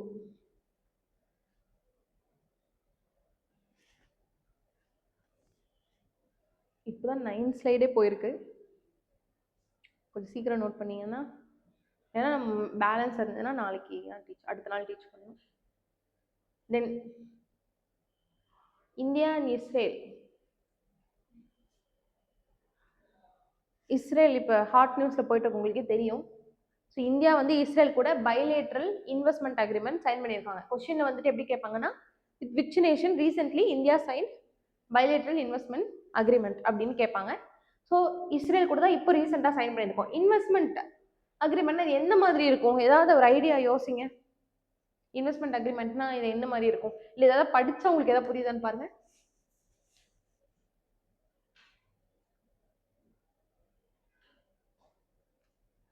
யூபிஎஸ்சி பொறுத்தவரை நீங்கள் என்ன ஏதுன்னு தெரிஞ்சால் பார்த்தாது, டீட்டெயிலாக தெரிஞ்சுக்கணும். அதுதான் ரொம்ப முக்கியம். ஒரு India and Israel sign bilateral investment அக்ரிமெண்ட்டுங்கிறது எல்லா ஸ்டூடெண்ட்ஸ்க்கும் தெரியும். டிஎன்பிஎஸ்சி படிக்கிறவங்களுக்கும் தெரியணும், குரூப் 4 படிக்கிறவங்களுக்கு தெரியணும். ஆனால் யூபிஎஸ்சி படிக்கிறவங்களுக்கு அது என்ன, அந்த அந்த இன்வெஸ்ட்மெண்ட் கீழே என்னென்ன ப்ரொடெக்ஷன் வருது, அது அந்த அளவுக்கு டீட்டெயிலாக நீங்கள் நாலேஜ் கற்றுக்கணும். ஒரு ஆக்ட் இருந்தால் அதை பற்றி டீட்டெயிலாக நீங்கள் கற்றுக்கணும். அந்த ஆக்டை பற்றி, அந்த ஆக்ட் என்னன்னு மட்டும் தெரிஞ்சால் பார்த்தாது. அப்ஜெக்டிவ் எல்லாருக்குமே தெரியும், புரியுதா உங்களுக்கு? இந்த ஆக்டோட அப்ஜெக்டிவ் எல்லாருக்குமே தெரியும். பட் யூபிஎஸ்சி ஸ்டூடெண்ட்ஸ்க்கு டீட்டெயிலாக தெரிஞ்சிருக்கணும். படிச்சு பாருங்க, அதை புரியுதான்னு சொல்லுங்க.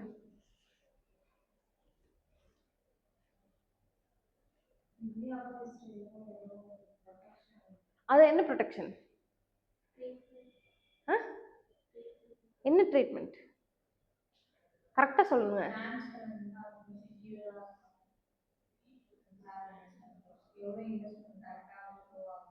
ஓகே, இந்த இன்வெஸ்ட்மெண்ட் அக்ரிமெண்ட் எதுக்கு? ஃபர்ஸ்ட் யாருக்கு? பேசிக்கா சொல்லுங்க. 2 நேஷன் இன்வெஸ்ட்மெண்ட் அக்ரிமெண்ட் சைன் பண்றாங்க. யாரை ப்ரொடெக்ட் பண்றதுக்கு? ப்ரொடெக்ஷன் சொல்றீங்க, செக்யூர், ஓகே. யாருக்கு? சிட்டிசன்ஸ்க்கா?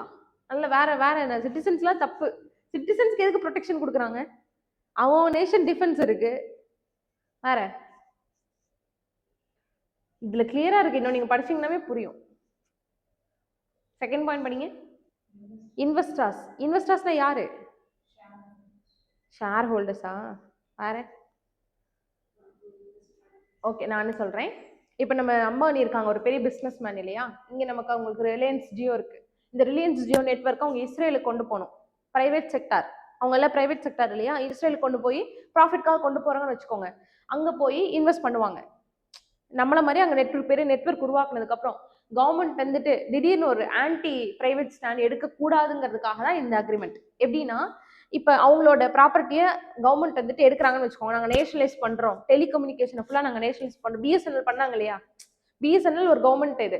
அந்த மாதிரி நாங்கள் ரிலையன்ஸி பண்ணுறோம் அப்படின்னா அது யாருக்கு லாஸ் ஆகும்? நம்ம இந்தியாவில் இருக்க அம்பானிக்கு தானே லாஸ் ஆகும். ஸோ அதை ப்ரொடெக்ட் பண்ணணும் அப்படிங்கிறதுக்காக கொண்டு வந்த அக்ரிமெண்ட் தான். இதில் நிறைய ஃபீச்சர்ஸ் இருக்கு. ஒன்று இந்த மாதிரி, இன்னொன்று வந்துட்டு அங்கே போகிறாங்க, அம்பானி போயிட்டு வந்து இஸ்ரேலில் வந்து நெட்ஒர்க் ப்ளே பண்ணுறாங்க. அப்போ ஒரு இஷ்யூ வந்துடுது லோக்கல் கூட பீப்புள்ஸ் கூட. ஸோ அப்போ வந்துட்டு ஒரு கோர்ட்டுக்கு போகும் இல்லையா கேஸ், கோர்ட்டுக்கு போய் கோர்ட்டு ஆன்டி பிரைவேட்டுக்கு கொண்டு வந்துடக்கூடாதுங்கிறதுக்காக நியூட்ரல் டிஸ்பியூட் ரெசல்யூஷன் மெக்கானிசம் வேணும்.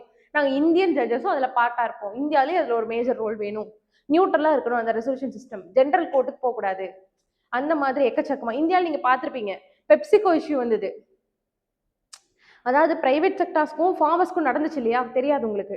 அந்த மாதிரி எக்கச்சக்க இஷ்யூஸ் இருக்கு. ஒரு ஒரு இப்போ ஒன்றும் இல்லை, நம்ம இங்கே இருக்கோம், நீங்கள் இங்கே ஃபேஸ் பண்ணியிருக்க வாய்ப்பு இல்லை கிடையாது. இப்போ நீங்கள் ரூரல் எல்லாம் வந்தீங்கன்னா அவங்களோட பிரைவேட் செக்டர் விண்ட் எனர்ஜி போடுறதுக்காக லேண்டெல்லாம் அக்வை பண்ணுவாங்க. ஃபார்மர்ஸ் நிறைய பேர் வந்து டிஸ்பியூட் பண்ணுவாங்க, நீங்கள் பண்ணக்கூடாது அப்படின்னு. ஸோ அங்கெல்லாம் சால்வ் பண்ண கோர்ட்டுக்கு கேஸ் போச்சுன்னா மோஸ்ட்லி சிட்டிசன்ஸ்க்கு தான் ஃபேவரபுளாக வரும், அவங்க ஃபைன் நிறைய இம்போஸ் பண்ணுற மாதிரி இருக்கும். ஸோ அதெல்லாம் தவிர்க்கிறதுக்காக தான் இந்த மாதிரி அடிஷ்னல் மெக்கானிசம் இன்வெஸ்டர்ஸை ப்ரொடெக்ட் பண்ணுறதுக்காக கொண்டு வரதை சைன் பண்ணதான் இந்த ட்ரீட்டியோட அப்ஜெக்டிவ். புரிஞ்சுதா உங்களுக்கு? ஸோ அதுதான் பாருங்க, it provides minimum standard of treatment and framework for transparent, secure and fair investment flows. So neutral dispute resolution mechanism எங்களுக்கு வேணும் இன்வெஸ்டர்ஸை ப்ரொடெக்ட் பண்ணுறதுக்கு. தென் எக்ஸ்ப்ராபரேஷன்னா என்னன்னா, அவங்களோட ப்ராப்பர்ட்டியை எடுத்துக்கும் போது ஃபேர் காம்பன்சேஷன் கொடுக்கணும். ரிலையன்ஸோட ப்ராப்பர்ட்டியோ அவங்களோட இன்ஃப்ராஸ்ட்ரக்சரையோ எடுத்துக்கும் போது ஃபேர் காம்பன்சேஷன் கொடுக்கணும். அதுதான் எக்ஸ்ப்ராபரேஷன்ங்கிறது. எக்ஸ்ப்ராபரேஷன்ங்கிறது எடுத்துக்கிறது, நேஷனலைஸ் பண்றது. புரியுதா உங்களுக்கு? Bilateral investment treaty.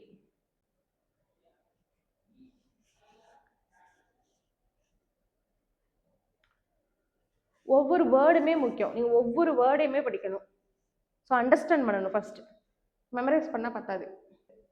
1 in 1 out scheme யார் கொண்டு வந்திருக்காங்கன்னு பார்த்தீங்கன்னா யூகேவும், ஆக்சுவலி இது வந்து பார்த்தீங்கன்னா யூகேக்கும் யுனைடெட் கிங்டமும் ஃப்ரான்ஸும் சேர்ந்து சைன் பண்ண இந்த ஸ்கீம். இந்த ஸ்கீம் இது என்ன அப்படின்னா, யூகே வந்துட்டு நிறைய இல்லீகல் மைக்ரன்ஸ் வருவாங்க இல்லையா, எல்லா நேஷன்ஸ்க்கும் வருவாங்க. ஸோ யூகேல வர இல்லீகல் மைக்ரன்ஸை யூகே ஃப்ரான்ஸுக்கு டிபோர்ட் பண்ணிடுவாங்க. புரியுது? அவங்க வந்து இப்போ நம்ம தமிழ்நாடு இருக்காங்கன்னா, இப்போயே நீங்கள் பார்த்தீங்கன்னா ஸ்ரீலங்கன் ரெஃப்யூஜிஸ் நிறைய பேர் தமிழ்நாட்டில் இருக்க தானே செய்கிறாங்க. அவங்களை கிளியர் பண்ணுறது அவ்வளோ ஈஸியான டாஸ்க் கிடையாது, ரொம்ப கஷ்டம். அவங்க துரத்தியா விட முடியும், பண்ண முடியாது. ஹியூமனிடேரியன் ஆன்டி ஹியூமனிடேரியன் ஸ்டாண்ட்ஸ் எந்த கண்ட்ரியுமே எடுக்க மாட்டாங்க. ஸோ அது லீகலாக தான் மூவ் பண்ண முடியும். ஏன்னா நம்ம ப்ரொடெக்ட் பண்ணுறதுக்கு நிறைய யுனைடெட் நேஷன்ஸ் பாடியில் நம்மளை வாட்ச் பண்ணிட்டு இருக்காங்க. யுனைடெட் நேஷன் ரெஃப்யூஜி அதெல்லாம் நீங்கள் பார்த்துருக்கீங்களா? அந்த மாதிரி நிறைய சிஸ்டம்ஸ் இருக்கு, ஓகேவா? ஸோ ஆன்டி ஹியூமனிடேரியன் ஸ்டாண்ட்ஸ் எடுக்க முடியாது, லீகலாக மூவ் பண்ணுறதுக்கு நிறைய டைம் ஆகும். ஸோ யூகே என்ன பண்ணியிருக்காங்கன்னா, பிரான்ஸ் கூட ஒரு அக்ரிமெண்ட் போடுறாங்க, நாங்கள் எங்கள் நேஷனுக்கு வர இல்லீகல் மைக்ரெண்ட்டை, லீகல் கிடையாது இல்லீகல் மைக்ரெண்ட்டை ஃப்ரான்ஸுக்கு டிபோர்ட் பண்ணுறோம். அதுக்கு பதிலாக பிரான்ஸ் என்ன, பிரான்ஸ்ல இருக்க ஒரு லீகல் அசிலம்னா அவங்க நேஷன்ல இருக்க சிட்டிசன்ஸ் யூகேக்கு போய் செட்டில் ஆகணும்னு ஆசைப்படுவாங்க இல்லையா, அவங்கள ஒருத்தவங்கள நீங்க விசா கொடுத்து அக்செப்ட் பண்ணிக்கணும். அதான் இந்த ஸ்கீம். அவங்க ரெண்டு நேஷன்ஸும் ஒரு அக்ரிமெண்ட் கொண்டு வராங்க, அதான் இந்த 1 in 1 out ஸ்கீம். இது சைன்டு பிட்வீன் யாரு அப்படின்னு கேட்பாங்க, எந்த ரெண்டு நேஷன் சைன் பண்ணாங்க related to illegal migrant. Next பார்க்க போகிறது ஒரு ரொம்ப இம்பார்ட்டண்ட்டான ஒரு கொஷின். இந்த வருஷம் எழுத போறீங்களா யூபிஎஸ்சி? யாராவது எழுத போகிறது இல்லையா? ஓகே, இந்த கொஷின் ரொம்ப important. So WTO agreement on fisheries subsidies. ஆக்சுவலாக எல்லா நேஷனும் என்ன பண்ணுவாங்கன்னா, ஃபிஷரிஸ் இப்போ நம்ம மீனவர்கள் இருக்காங்க இல்லையா, அவங்களுக்கு வந்துட்டு நிறைய சப்சிடிஸ் கொடுப்பாங்க, ஃபிஷ் நிறைய பிடிச்சிட்டு வரதுக்காக. சப்சிடிஸ் வந்து டேரெக்டாகவும் இருக்கலாம். டேரெக்டானா எப்படின்னா, இப்போ நமக்கு ஃபார்மர்ஸ்க்கு 6000 ரூபாய் மந்த்லி இந்த இயர்லி கொடுக்குறாங்க இல்லையா, அந்த மாதிரி டேரெக்டாகவும் கொடுக்கலாம்.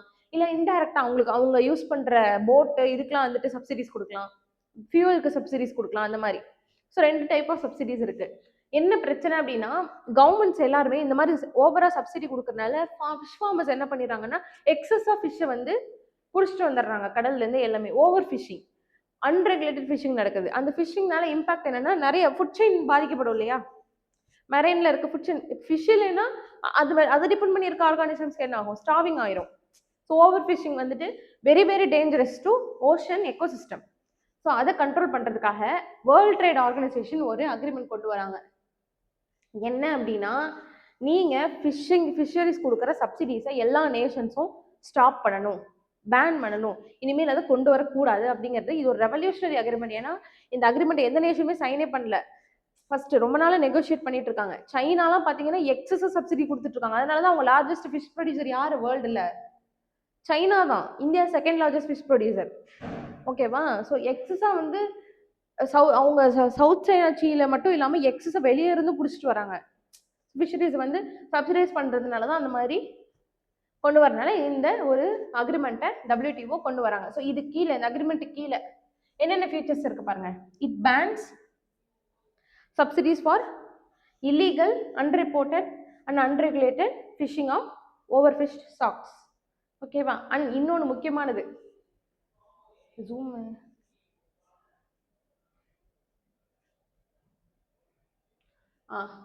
இன்டைரக்ட் சப்சிடிஸ் கொடுக்குறீங்க அப்படின்னா, இன்டைரக்ட் சப்சிடிஸ்னா நான் சொன்னேன்ல, ஃபியூவல், வெசல் கன்ஸ்ட்ரக்ஷன், இதுக்கெல்லாம் கொடுக்குறீங்க அப்படின்னா அதை ரெகுலேட் பண்ணணும், கம்மி பண்ணணும். பேன் பண்ண தேவையில்லை, கம்மி பண்ணணும். ஆனால் டைரக்ட் சப்சிடிஸை கண்டிப்பாக பேன் பண்ணணும். இதெல்லாம் தான் யூபிஎஸ்சியில் வந்து யூனிக்காக கேட்பாங்க. அவங்க சொல்கிறேன் எப்படி கேட்பாங்கன்னு. தென் டெவலப்பிங் கண்ட்ரீஸ்லாம் என்ன பண்ண, இந்தியா மாதிரி ஒரு டெவலப்பிங் கண்ட்ரீஸ்லாம் ஃபிஷ் ஃபார்மர்ஸ் வந்து எங்களை நம்பி தான். அவங்களுக்கு வந்து ஃபிஷ் ஃபார்மர்ஸ் வந்து நம்ம நேஷன்ஸ்லாம் அந்த அளவுக்கு ரிச் கிடையாது, சைனா வெஸ்டர்ன் நேஷன்ஸ்ல இருக்க மாதிரி. ஸோ நாங்கள் சப்சிடி கொடுக்கணும் அப்படின்னு நம்ம நேஷன்ஸ் டெவலப்பிங் கண்ட்ரீஸ்லாம் டிமாண்ட் பண்ணுறாங்க. நாங்கள் சப்சிடிஸ் கொடுத்தா தான் அவங்க லைவ்லிஹுட்டை நாங்கள் சப்போர்ட் பண்ண முடியும் அப்படிங்கிறதுக்காக. ஸோ என்ன கொடுத்துருக்காங்கன்னா எக்ஸம்ஷன், ஸ்மால் ஸ்கேல் ஃபிஷிங், சின்ன லெவல் ஸ்மால் ஸ்கேல் ஃபிஷிங் பண்ணுறாங்க இல்லையா, அவங்களுக்கு நீங்கள் உங்களோட exclusive economic zone. Exclusive economic ஜோன்ங்கிறது என்ன நீங்கள் சொல்லுங்கள், உங்களுக்கு தெரியும், டீச் பண்ணியிருக்கேன், 2-3 டைம் டீச் பண்ணியிருக்கேன் நானே. உங்களுக்கு தெரியுமா exclusive economic zone? Correct, 200 nautical miles. அதுதான் வந்துட்டு நம்ம எக்ஸ்க்ளூசிவ் எக்கனாமிக் ஜோன் சொல்லுவோம் இல்லையா. அங்கே இருக்க ஃபிஷ்ஷஸை பிடிக்கிறதுக்கு நீங்கள் சப்சிடி கொடுத்துக்கலாம். Small farmers exempted. ஓகேவா? இன்னொன்று 2 வருஷம் டிரான்சிஷன் பீரியட் கொடுத்துருக்காங்க. டெவலப்டு நேஷன்ஸ்லாம் உடனே வந்து ஸ்டார்ட் பண்ணணும் அந்த ப்ராசஸை, பேன் பண்ணணும் உடனே. ஓகேவா? நெக்ஸ்ட் இன்னொன்று, இதை டிரான்ஸ்பரன்சி ரொம்ப முக்கியம் இல்லையா.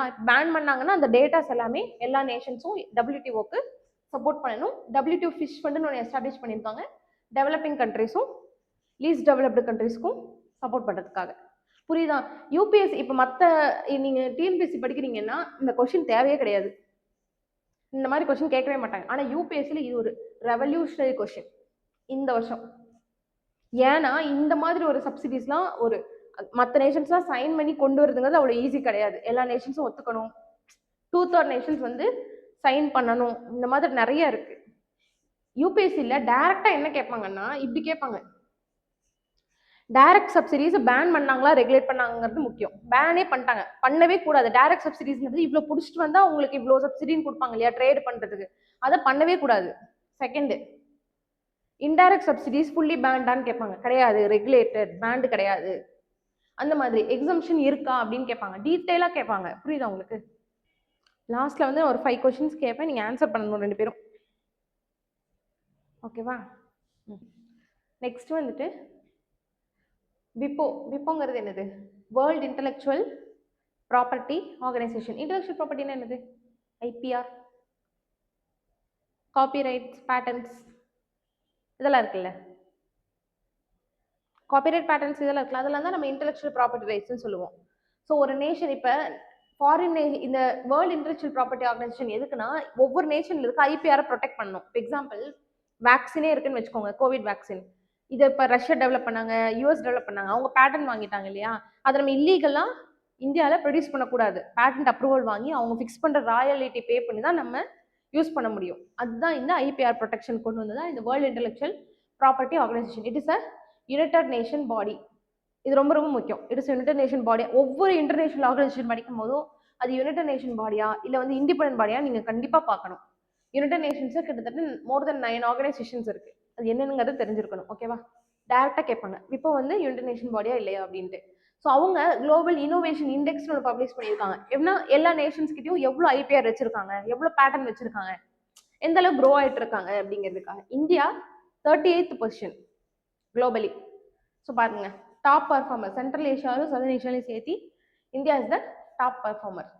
ஸோ நோட் பண்ணிக்கோங்க. பாருங்க, இந்த மாதிரி இண்டிகேட்டர்ஸ்லாம் யூஸ் பண்ணுறாங்க. ரிசர்ச் அண்ட் டெவலப்மெண்ட் எவ்வளோ நடக்குது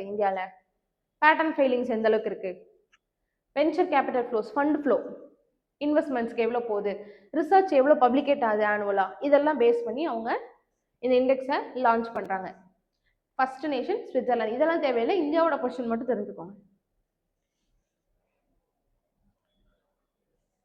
குளோபல் இனோவேஷன் இண்டெக்ஸ்.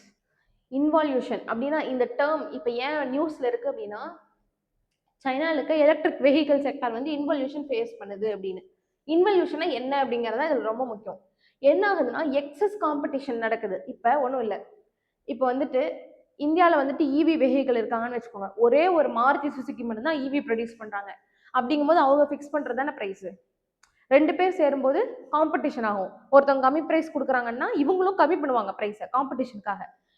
அதே மாதிரி சைனால என்ன ஆயிடுச்சுன்னா எக்ஸஸ் மேனுஃபேக்சர்ஸ் இருக்காங்க, டிமாண்டும் கம்மியாக இருக்கு. அப்படி இருக்கும்போது என்ன ஆயிடுச்சுன்னா யாருக்கு ப்ரைஸ் கம்மியாக கொடுக்குறாங்களோ அவங்க கிட்ட தானே மக்கள் நிறைய வாங்குவாங்க. ஸோ என்னன்னா அவங்களுக்குள்ளேயே கம்மியாக வச்சு என்ன ஆயிடுச்சுன்னா அங்க இருக்கிற மேனுஃபேக்சரிங் செக்டார் பயங்கரமா லாஸ்ல போயிட்டு இருக்கு. அதை தான் வந்து இந்த இன்வல்யூஷன் சொல்லுவாங்க.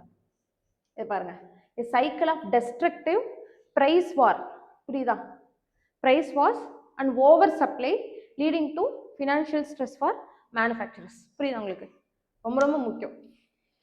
எக்கனாமியில் வந்துட்டு இன்வல்யூஷன் எங்க நடக்குது இப்போ ப்ரெசென்ட்டானா சைனாவில் நடக்குது. ஏன்னா எக்ஸஸாக இருக்காங்க மேனுஃபேக்சரிங் கம்பெனிஸ் அங்கே. காம்படிஷன் அதோட கேரக்டரிஸ்டிக்ஸ் என்னன்னா காம்படிஷன் இஸ் இன்வர்ட் லுக்கிங். அவங்களுக்குள்ளேயே காம்படிஷன் நடந்துட்டு இருக்கு, யார் ப்ரைஸை கம்மி பண்றது அப்படின்னு. ஸோ இது எல்லாமே ஃபீச்சர்ஸ் ரொம்ப ரொம்ப முக்கியம். ஹைப்பர் காம்படிஷன், தென் செல்லிங் காஸ்ட் வந்துட்டு, அதாவது செல்லிங் காஸ்ட் வந்து கிட்டத்தட்ட மேனுஃபேக்சரிங் காஸ்ட் விட கம்மியாக இருக்கிறது. எக்ஸஸ் கெப்பாசிட்டினா ஓவர் ப்ரொடக்ஷன் இருக்கிறது, டிமாண்ட் கம்மியாக இருக்கிறது. இது 4 தான் இதோட முக்கியமான கேரக்டரிஸ்டிக்ஸ் எழுதுனது ரொம்ப ரொம்ப முக்கியம். ஒரு இன்வல்யூஷன்னா அது எப்படி என்ன மாதிரி கேரக்டரிஸ்டிக்ஸ் இருக்கு அப்படிங்கிறது ரொம்ப முக்கியம். ப்ரொடக்ஷன் காஸ்ட்டை விட ரீட்டைல் ப்ரைஸ் கம்மியாச்சுன்னா என்ன ஆகும், கம்பெனிஸ் பயங்கரமாக லாஸ் ஆயிரும் இல்லையா? அதான் அது ரொம்ப ரொம்ப டேஞ்சரஸ் டு எக்கனாமி.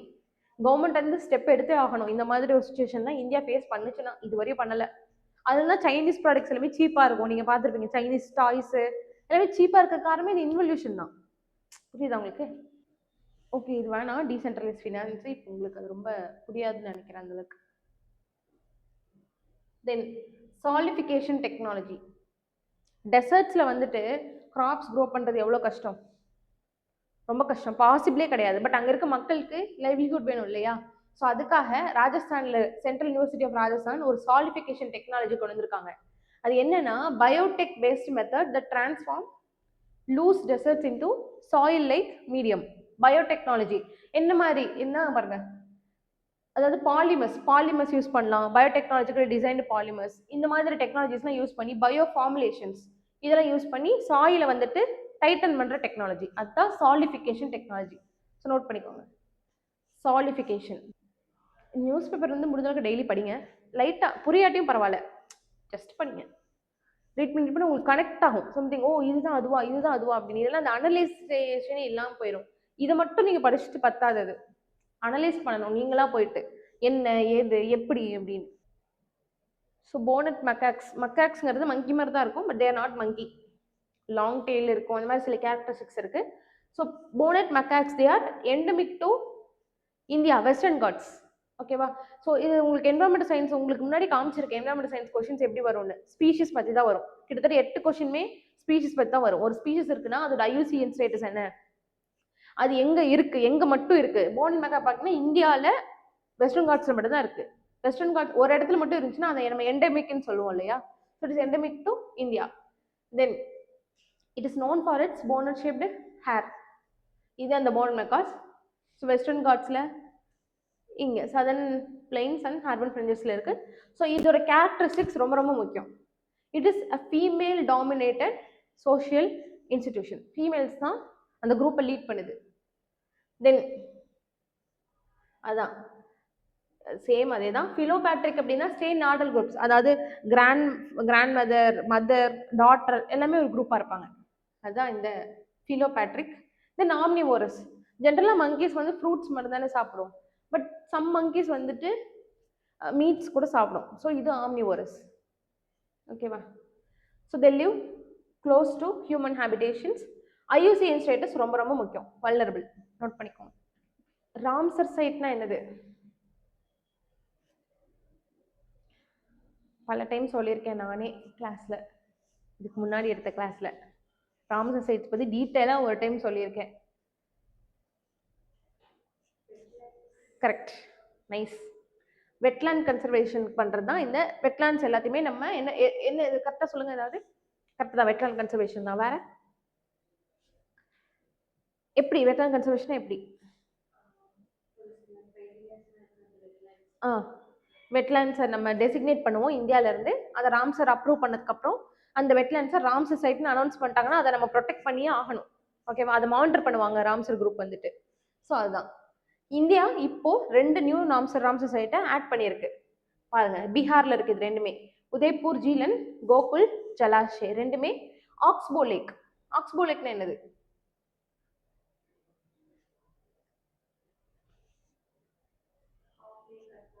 கரெக்ட். எதுல? இந்த ரிவர்ல இருந்து கட் ஆகிறது. ஓகேவா? ஜென்ரலா சில லேக்ஸ்லாம் எப்படி ஃபார்ம் ஆகும்? குழி இந்த மாதிரி இருந்து அங்கிருந்து ரிவர் ஃப்ளோ ஆகி எல்லா இடத்துல இருந்து தண்ணி வருது, அக்குமுலேட் ஆகி லேக் ஃபார்ம் ஆகும். நிறைய லேக் ஃபார்ம் ஆகிறதுக்கு நிறைய ப்ராசஸ் இருக்கு இல்லையா? ஆக்ஸ்போ லேக் வந்து ரிவர்ல இருந்து கட் ஆகி ஃபார்ம் ஆகிற ஒரு டைப். ஸோ கங்கா ரெண்டுமே வந்துட்டு கங்கால இருந்து கட் ஆகி ஃபார்ம் ஆகிற இந்த 2 லேக்ஸ் தான். இந்தியாவில் இதோட டோட்டலா 93 வெட்லேண்ட்ஸ் வந்து நம்ம ராம்சர் சைட்னு அனௌன்ஸ் பண்ணியிருக்கோம். வேர்ல்டு லெவல்ல இந்தியாவோட ரேங்க் பாருங்க, இது முக்கியம். 3rd நம்ம கிட்ட 93 இருக்கா, யூகே கிட்ட 176 இருக்கு, மெக்சிகோ கிட்ட 144 இருக்கு. ஸோ நம்ம தான் வந்து 3rd. ஃபர்ஸ்ட் எந்த நேஷன் பார்த்துக்கோங்க, யூகே. எத்தனை இருக்குங்கிறதெல்லாம் தேவையில்லை, நமக்கு எவ்வளோ இருக்குங்கிறது முக்கியம். அவ்வளோதான், நோட் பண்ணிட்டு. ஏஷியாவில் நம்ம தான் ஃபர்ஸ்ட், அதுவும் முக்கியம். இதுதான் இந்த சாரநாத்தோட லைன் கேபிட்டல். பார்த்துருக்கீங்களா இந்த பில்லர்? இதே தான், எக்ஸாக்டா இதே மாதிரி தான் இருக்கும். இதுதான் நம்ம நேஷனல் எம்ப்ளம் யூஸ் பண்றோம்ல. இதுல என்ன எழுதியிருப்பாங்க? இது சொல்லியிருப்பாங்களே இல்லையாது என்ன எழுதியிருப்பாங்கன்னு. இது இந்தியா ஆட் பண்ணது. அப்போ அசோகர் இந்த டைம்ல ஹிந்தி கிடையாது, அப்போ பாலி லாங்குவேஜ் தானே. இந்தியன் கவர்மெண்ட்டே சில மாடிஃபிகேஷன் சத்தியமேவ ஜெயத்தே அப்படின்னு எழுதி உபனிஷத் ஒரு உபனிஷத்ல இருந்து எடுத்து எழுதினாங்க. ட்ரூத் இஸ் விக்டரி, சத்தியமேவ ஜெயதேனா. உபனிஷத்ல இருக்கிறது நம்ம சத்தியமேவ ஜெயதேங்கிறது. வேதிக் ஏஜ் அசோகருக்கு முன்னாடி இல்லையா? சத்தியமேவ ஜெயதேங்கிறது ஹிந்தியா? ஃபர்ஸ்ட் ஹிந்தியில டிரான்ஸ்லேட் பண்ணியிருப்பாங்கன்னு நினைக்கிறேன். நெக்ஸ்ட் ஐசோபியூட்டனால். ஆக்சுவலா இந்த எத்தனால் டீசல் பிளெண்டிங் இதை பத்தி கேள்விப்பட்டிருக்கீங்களா? என்னது? புரியல. அதனால என்ன பாரு, அதுவும் கிடையாது. என்னன்னா ஆக்சுவலா எத்தனால்ங்கிறது ஃபர்ஸ்ட் என்னது? ஒரு ஆல்கஹால் இல்லையா? எத்தனால் வந்துட்டு நமக்கு less carbon dioxide. Ethanol வந்து பர்னிங் ஃபியூவலா யூஸ் பண்ணலாம். எத்தனால் ஆஃப்டர் பர்னிங் வந்துட்டு கார்பன் டை ஆக்சைடு எமிஷன்ஸ் வந்து ரொம்ப ரொம்ப கம்மியா இருக்கும். டீசல் என்ன இஷ்யூ? கார்பன் டை ஆக்சைடு எக்ஸஸா ரிலீஸ் ஆகுது இல்லையா? ஸோ எத்தனாலையும் டீசலையும் பிளெண்ட் பண்ணும்போது நமக்கு கார்பன் டை ஆக்சைடு எமிஷன் வந்து கம்மியாகும். கார்பன் டை ஆக்சைடு எமிஷன் ஏன் கம்மி பண்ணணும்? Global warming. ஸோ அதுக்கு தானே எல்லாமே இப்போ இந்தியாவோட பிரைமரி பாலிசி அப்ஜெக்டிவே கார்பன் டை ஆக்சைடு கம்மி பண்ணுறது தானே. ஸோ இந்த எத்தனால் டீசல் பிளெண்டிங் வந்து என்ன அப்படின்னா, கவர்மெண்ட் வந்து இப்போ 25% அச்சீவ் 20% 2025 படி எல்லா ஃபியூல் அவுட்லெட்லையும் டீசல் கொடுக்குறாங்க இல்லையா? அதில் 20% எத்தனால் இருக்கும். நம்ம கண்டுபிடிக்க முடியாது, பட் அதில் 20% எத்தனால் மேண்டேட்ரி, கவர்மெண்ட் கொண்டு வந்தது. எல்லா கம்பெனிஸுமே அதை ஃபாலோ பண்ணி தான் ஆகணும், ஆடிட் பண்ணுவாங்க. ஓகேவா? ஸோ 20% பிளெண்டிங்கிறது மேண்டேட்ரி. ஆனால் என்ன இஷ்யூ அப்படின்னா, இந்த எத்தனாலில் பிளெண்ட் பண்ணுறதுனால எஃபிஷியன்சி வந்து கம்மியாகுது, ஃபியூலோட எஃபிஷியன்சி, மைலேஜ் வந்து கம்மியாகுது, இன்ஜின் வந்து கொஞ்சம் ஒர்க் பண்ணுறது இல்லை ப்ராப்பர், இந்த மாதிரி நிறைய இஷ்யூஸ் இருக்குது. அதுக்கு ஆல்டர்னேட்டிவாக நம்மளோட automotive research association of India என்ன கண்டுபிடிச்சிருக்காங்கன்னா, ஐசோபியூட்டனால் கொண்டு வந்திருக்காங்க. கண்டுபிடிச்சிருக்காங்க இப்போதான். என்ன அப்படின்னா, ஐசோபியூட்டனால் வந்துட்டு ஹையர் எனர்ஜி டென்சிட்டி, எத்தனால விட ஹையர் எனர்ஜி டென்சிட்டி, பிளெண்ட் பண்ணும்போது இந்த மாதிரி இஷ்யூஸ் எதுவுமே வராது. அதுதான் இது பாருங்க, ஹையர் ஃபிளாஷ் பாயிண்ட் அப்படிங்கிறது it is safer then ethanol for diesel blending because it is volatile and less volatile and reduces fire risk. ஓகேவா? அதே மாதிரி மிசிபிலிட்டி, அதாவது என்னன்னா மோர் யூனிஃபார்மா டீசல் கூட பிளெண்ட் ஆகும் எத்தனால விட, and more energy dense than ethanol. இது எப்படி ப்ரொடியூஸ் பண்ணலாம் அப்படின்னா அதே மாதிரி தான் எத்தனால் எப்படி ப்ரொடியூஸ் பண்றோம், கேன் மொலாசஸ் இதை ஃபர்மெண்டேஷன்ஸ் பண்ணி தானே ப்ரொடியூஸ் பண்றோம். ஸோ அதே மாதிரி தான் ப்ரொடியூஸ் பண்ணுவோம். ஆனால் என்ன அப்படின்னா மைக்ரோப்ஸ், ஜெனட்டிக்கலி இன்ஜினியர்ட் மைக்ரோப்ஸ் வந்து தேவைப்படும் ஐசோபியூட்டனால் ப்ரொடியூஸ் பண்றதுக்கு. தென் சில ரிஃபைனேஷன் பண்ணும்போது, டிஸ்டிலேஷன் பண்ணும்போது நமக்கு எத்தனாலும் பைசோபியூட்டனாலையும் செப்பரேட் பண்ணணும். அந்த அவுட்புட்ல பை ப்ராடக்ட் கிடைச்ச அந்த ஃபைனல் இதுல இருந்து நம்ம இதை செப்பரேட் பண்ணணும். அவ்வளவுதான். ஐசோபியூட்டனால் இப்படி தான் ப்ரொடியூஸ் பண்றோம். ஸோ நோட் பண்ணிக்கோங்க. ஸோ ஐசோபியூட்டனால் இஸ் எது வந்துட்டு எத்தனாலோட அல்டர்னேட்டிவ், பெஸ்ட் அல்டர்னேட்டிவ் இப்போ ரீசெண்டாக கண்டுபிடிச்சது அப்படின்னு கேட்டாங்கன்னா அது ஐசோபியூட்டனால். ஓகேவா? ஸோ எதனால அப்படின்னா இந்த ஃபீச்சர்ஸ் தான். இட் ஹாஸ் ஹையர் ஃபிளாஷ் பாயிண்ட்னா எதுக்குன்னா சேஃப்டி மெஷர் பண்றதுக்கு. மிசிபிலிட்டினா யூனிஃபார்மா பிளெண்ட் ஆகுது. எனர்ஜி டென்சிட்டி வந்து அதிகம். ஸோ ஃபியூலோட எஃபிஷியன்சி வந்து ஜாஸ்தியா இருக்கும். இந்த மாதிரி சேம் ப்ரொடக்ஷன் வந்து சேம் தான், ஃபர்மெண்டேஷன் தான், but genetically engineer microbes use பண்ணி பண்ணணும். இது பாருங்க, அவ்வளோதான். 10% பிளெண்ட் வரையும் பண்ணலாம் அப்படின்னு இப்போதைக்கு சஜஸ்ட் பண்ணியிருக்காங்க. நெக்ஸ்ட் அவ்வளோதான். தென் எத்தனால்ல இது ஒரு முக்கியமானது. 4 ஜென்ரேஷன் ஆஃப் எத்தனால் இருக்கு. கவர்மெண்ட் இல்லை, சயின்டிஸ்ட் கிளாஸிஃபை பண்ணியிருக்காங்க. ஃபர்ஸ்ட் ஜென்ரேஷன் கேள்விப்பட்டிருக்கீங்களா? உங்களுக்கு ஏற்கனவே நான் டீச் பண்ணியிருக்கேன். ஆனால் இதையும் செகண்ட் ஜென்ரேஷன், தேர்டு, ஃபோர்த்துன்னு சொல்லிட்டு என்னன்னா பேஸ்ட் ஆன் த இன்புட், என்ன இன்புட் யூஸ் பண்றாங்களோ அதை பொறுத்து நம்ம இந்த ஜென்ரேஷனை கிளாஸிஃபை பண்றோம். இப்போ ஃபர்ஸ்ட் ஜென்ரேஷன்ங்கிறது என்னன்னா ஜென்ரலா நம்ம யூஸ் பண்ற ஃபுட் கிரைன்ஸ், அதாவது இப்போ வந்து மெய்ஸு, இதுல இந்த ரைஸு, இதுல இருந்து நம்ம ஃபர்மெண்ட் பண்ணி நமக்கு கிடைக்கிற எத்தனால ஃபர்ஸ்ட் ஜென்ரேஷன் எத்தனால்னு சொல்லுவோம். சுகர் கேன் இதெல்லாமே. செகண்ட் ஜென்ரேஷன் எத்தனால்ங்கிறது என்னன்னா அக்ரிகல்ச்சர் ரெசிடியூஸ். இப்போ வந்துட்டு வுட் வேஸ்ட் ஆஃப் வுட் இருக்குல்ல, அது ரைஸோட ஹஸ்க்கு, இந்த மாதிரி அக்ரிகல்ச்சர் ரெசிடியூஸ்லேருந்து பேஸ் பண்ணி நம்ம ப்ரொடியூஸ் பண்ணுற எத்தனால நம்ம செகண்ட் ஜென்ரேஷன் எத்தனால் சொல்லுவோம். தேர்டு, ஃபோர்த் அதே மாதிரி. தேர்ட் ஜென்ரேஷன் வந்து ஆல்கே பேஸ்டு எத்தனால் வந்துட்டு தேர்டு. ஃபோர்த் வந்துட்டு பயோ இன்ஜினியர்டு பிளான்ஸ் யூஸ் பண்ணி பண்ணுறது. எதனால அப்படின்னா இப்போ பாருங்க, இப்போ பயோ இன்ஜினியர் பிளான்ஸ்னா எப்படின்னா இப்போ ஒரு பிளான்ட் இருக்கு, நார்மலாக ஒரு ரைஸ் கிராப் இருக்கு, இப்போ ஜெனட்டிக் மாடிஃபிகேஷன்லாம் கொண்டு வந்து அது நிறைய கார்பன் டை ஆக்சைடு எடுத்துக்கிற மாதிரி கொண்டு வராங்கன்னு வச்சுக்கோங்க. எப்படி கார்பன், அது நிறைய டெக்னாலஜிக்கல் இனோவேஷன் பண்ணலாம். ஸ்டொமேட்டோவை இன்க்ரீஸ் பண்றது ஒரு பிளான்ட்ல, அந்த மாதிரி பண்ணும்போது கார்பன் டை ஆக்சைடு எக்ஸஸா அப்சர்வ் பண்ணுமா? எக்ஸஸா. ஸோ நம்ம அட்வைஸ் பண்ணுறது எக்ஸஸா கார்பன் டை ஆக்சைடு அப்சர்வ் பண்ணிச்சா அது யாருக்கு நல்லது? நமக்கு தானே. அது திருப்பி நம்ம ஃபியூலா கன்வெர்ட் பண்றோம். திருப்பி நம்ம என்ன பண்றோம், அந்த கார்பன் டை ஆக்சைடை அப்சர்வ் பண்ண கார்பன் டை ஆக்சைடை ஃபியூலா கன்வெர்ட் பண்றோம். அந்த ஃபியூலா எமிட் பண்ணும்போது திருப்பி அந்த ஃபியூலை நம்ம வெஹிக்கிள்ல போட்டு அது எமிட் ஆகும்போது கார்பன் டை ஆக்சைடு கன்சியூம் பண்ணதை விட லெஸ்ஸாக தான் இருக்கும். இப்போ ஃபர்ஸ்ட் ஜென்ரேஷன்ல பாத்தீங்கன்னா கிட்டத்தட்ட ஈக்குவலா இருக்கும். புரியுதா? ஏன்னா நார்மலா ஒரு பிளான்ட்டை வந்துட்டு கல்டிவேட் பண்ணி அதை நம்ம ஜென்ரேஷன் அதுலேருந்து எத்தனால் நம்ம ஃபர்மெண்ட் பண்ணும்போது, ஃபர்மெண்ட் பண்ணி அந்த எத்தனால் யூஸ் பண்ணும்போது எமிட் ஆகிற கார்பன் டை ஆக்சைடும் அந்த பிளான்ட் க்ரோ ஆகும்போது எடுத்துக்கிற கார்பன் டை ஆக்சைடு கிட்டத்தட்ட ஃபர்ஸ்ட் ஜென்ரேஷன்ல சேமாக தான் இருக்கும். செகண்ட் ஜென்ரேஷன் அப்படி கிடையாது, கிட்டத்தட்ட வேஸ்ட் தானே யூஸ் பண்றோம். ஸோ வேஸ்ட் யூஸ் பண்ணி கார்பன் டை ஆக்சைடு இது பண்ணும்போது அது இன்னும் கம்மியாகும். இங்கே இன்னும் கார்பன் டை ஆக்சைடு எமிஷன் கம்மி, இங்கே அதை விட கம்மி. அதனால இந்த எத்தனால் இந்த ஜென்ரேஷன்ஸ். இப்போ எதுக்கு இதுன்னா பாருங்க, செகண்ட் ஜென்ரேஷன் எத்தனாங்கிறது என்னது? இப்போ waste, non food, agriculture residues, forestry waste, woody, biomass, algae, municipal solid waste, இதெல்லாம் வந்து நம்ம செகண்ட். ஆக்சுவலி ஆல்கே வந்து தேர்ட்ல தான் வரும். ஸோ ஃபர்ஸ்ட் ஜென்ரேஷன்ங்கிறது எடிபிள் கிராப்ஸ்லேருந்து பண்ணுறது. ஓகேவா? ரொம்ப முக்கியம். ஸோ இந்த செகண்ட் ஜென்ரேஷன் எத்தனால் ப்ரமோட் பண்ணுறதுக்காக தான் கவர்மெண்ட் PM-JEEVAN அப்படின்னு ஒரு ஸ்கீம் கொண்டு வந்திருக்காங்க. இந்த செகண்ட் ஜென்ரேஷன் எத்தனால் ப்ரொடியூஸ் பண்ணுறாங்கல்ல, இப்போ நான் இருக்கேன் ஒரு பிஸ்னஸ் ஸ்டார்ட் பண்ண நினைக்கிறேன், எத்தனால் ப்ரொடக்ஷன் பண்ணலாம், ஏன்னா டிமாண்ட் அதிகமாக இருக்கும்னு நினைக்கும் போது இந்த second generation ethanol waste residues நான் எத்தனால் மேனுஃபேக்சர் பண்ணால் எனக்கு நிறைய சப்சிடிஸ் வந்து கவர்மெண்ட் கொடுப்பாங்க. அதுதான் இந்த PM-JEEVAN ஸ்கீம் ரொம்ப முக்கியம். ஸோ இதெல்லாமே எத்தனாலோட அப்ளிகேஷன். எங்கெங்கெல்லாம் யூஸ் பண்ணலாம் பாருங்க. பெட்ரோல் கூட பிளெண்ட் பண்ணலாமா? ப்ரெசென்ட்டாக 20% பிளெண்ட் பண்ணியிருக்காங்க. தென் ஏவியேஷனில் பிளெண்ட் பண்ணலாம், இண்டஸ்ட்ரியல் சால்வன்ஸாக யூஸ் பண்ணலாம். தென் இங்கே பாருங்க, ஸ்டபிள் பர்னிங்லாம் கம்மி ஆகுமா? வேஸ்ட்டை எடுத்து நம்ம எனர்ஜியாக கன்வெர்ட் பண்ணுறோம். அவ்வளோதான். எழுதுங்க, ரொம்ப முக்கியம். செகண்ட் ஜென்ரேஷன் எத்தனால என்ன அப்படின்னு.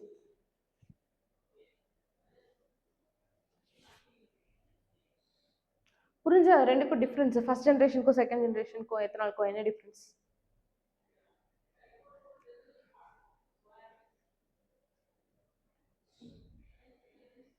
நெக்ஸ்ட் கொஸ்டின் அது ரிலேட்டடாக தான். ஸோ இந்தியாவோட first bamboo based ethanol plant எங்க? அஸ்ஸாம். அது ரொம்ப முக்கியம், எழுதிக்கோங்க. இந்த 20% பிளண்டிங் இப்போ நம்ம அச்சீவ் பண்ணிட்டோம். இந்தியாவோட டார்கெட் அது. புரிஞ்சதில்ல உங்களுக்கு? நெக்ஸ்ட் ஜியோ தெர்மல் எனர்ஜினா என்ன? நிறைய டைம் சொல்லியாச்சு ஜியோ தெர்மல் பத்திலாம். ஏதாவது ஐடியா சும்மா கெஸ் பண்ணி சொல்லுங்க.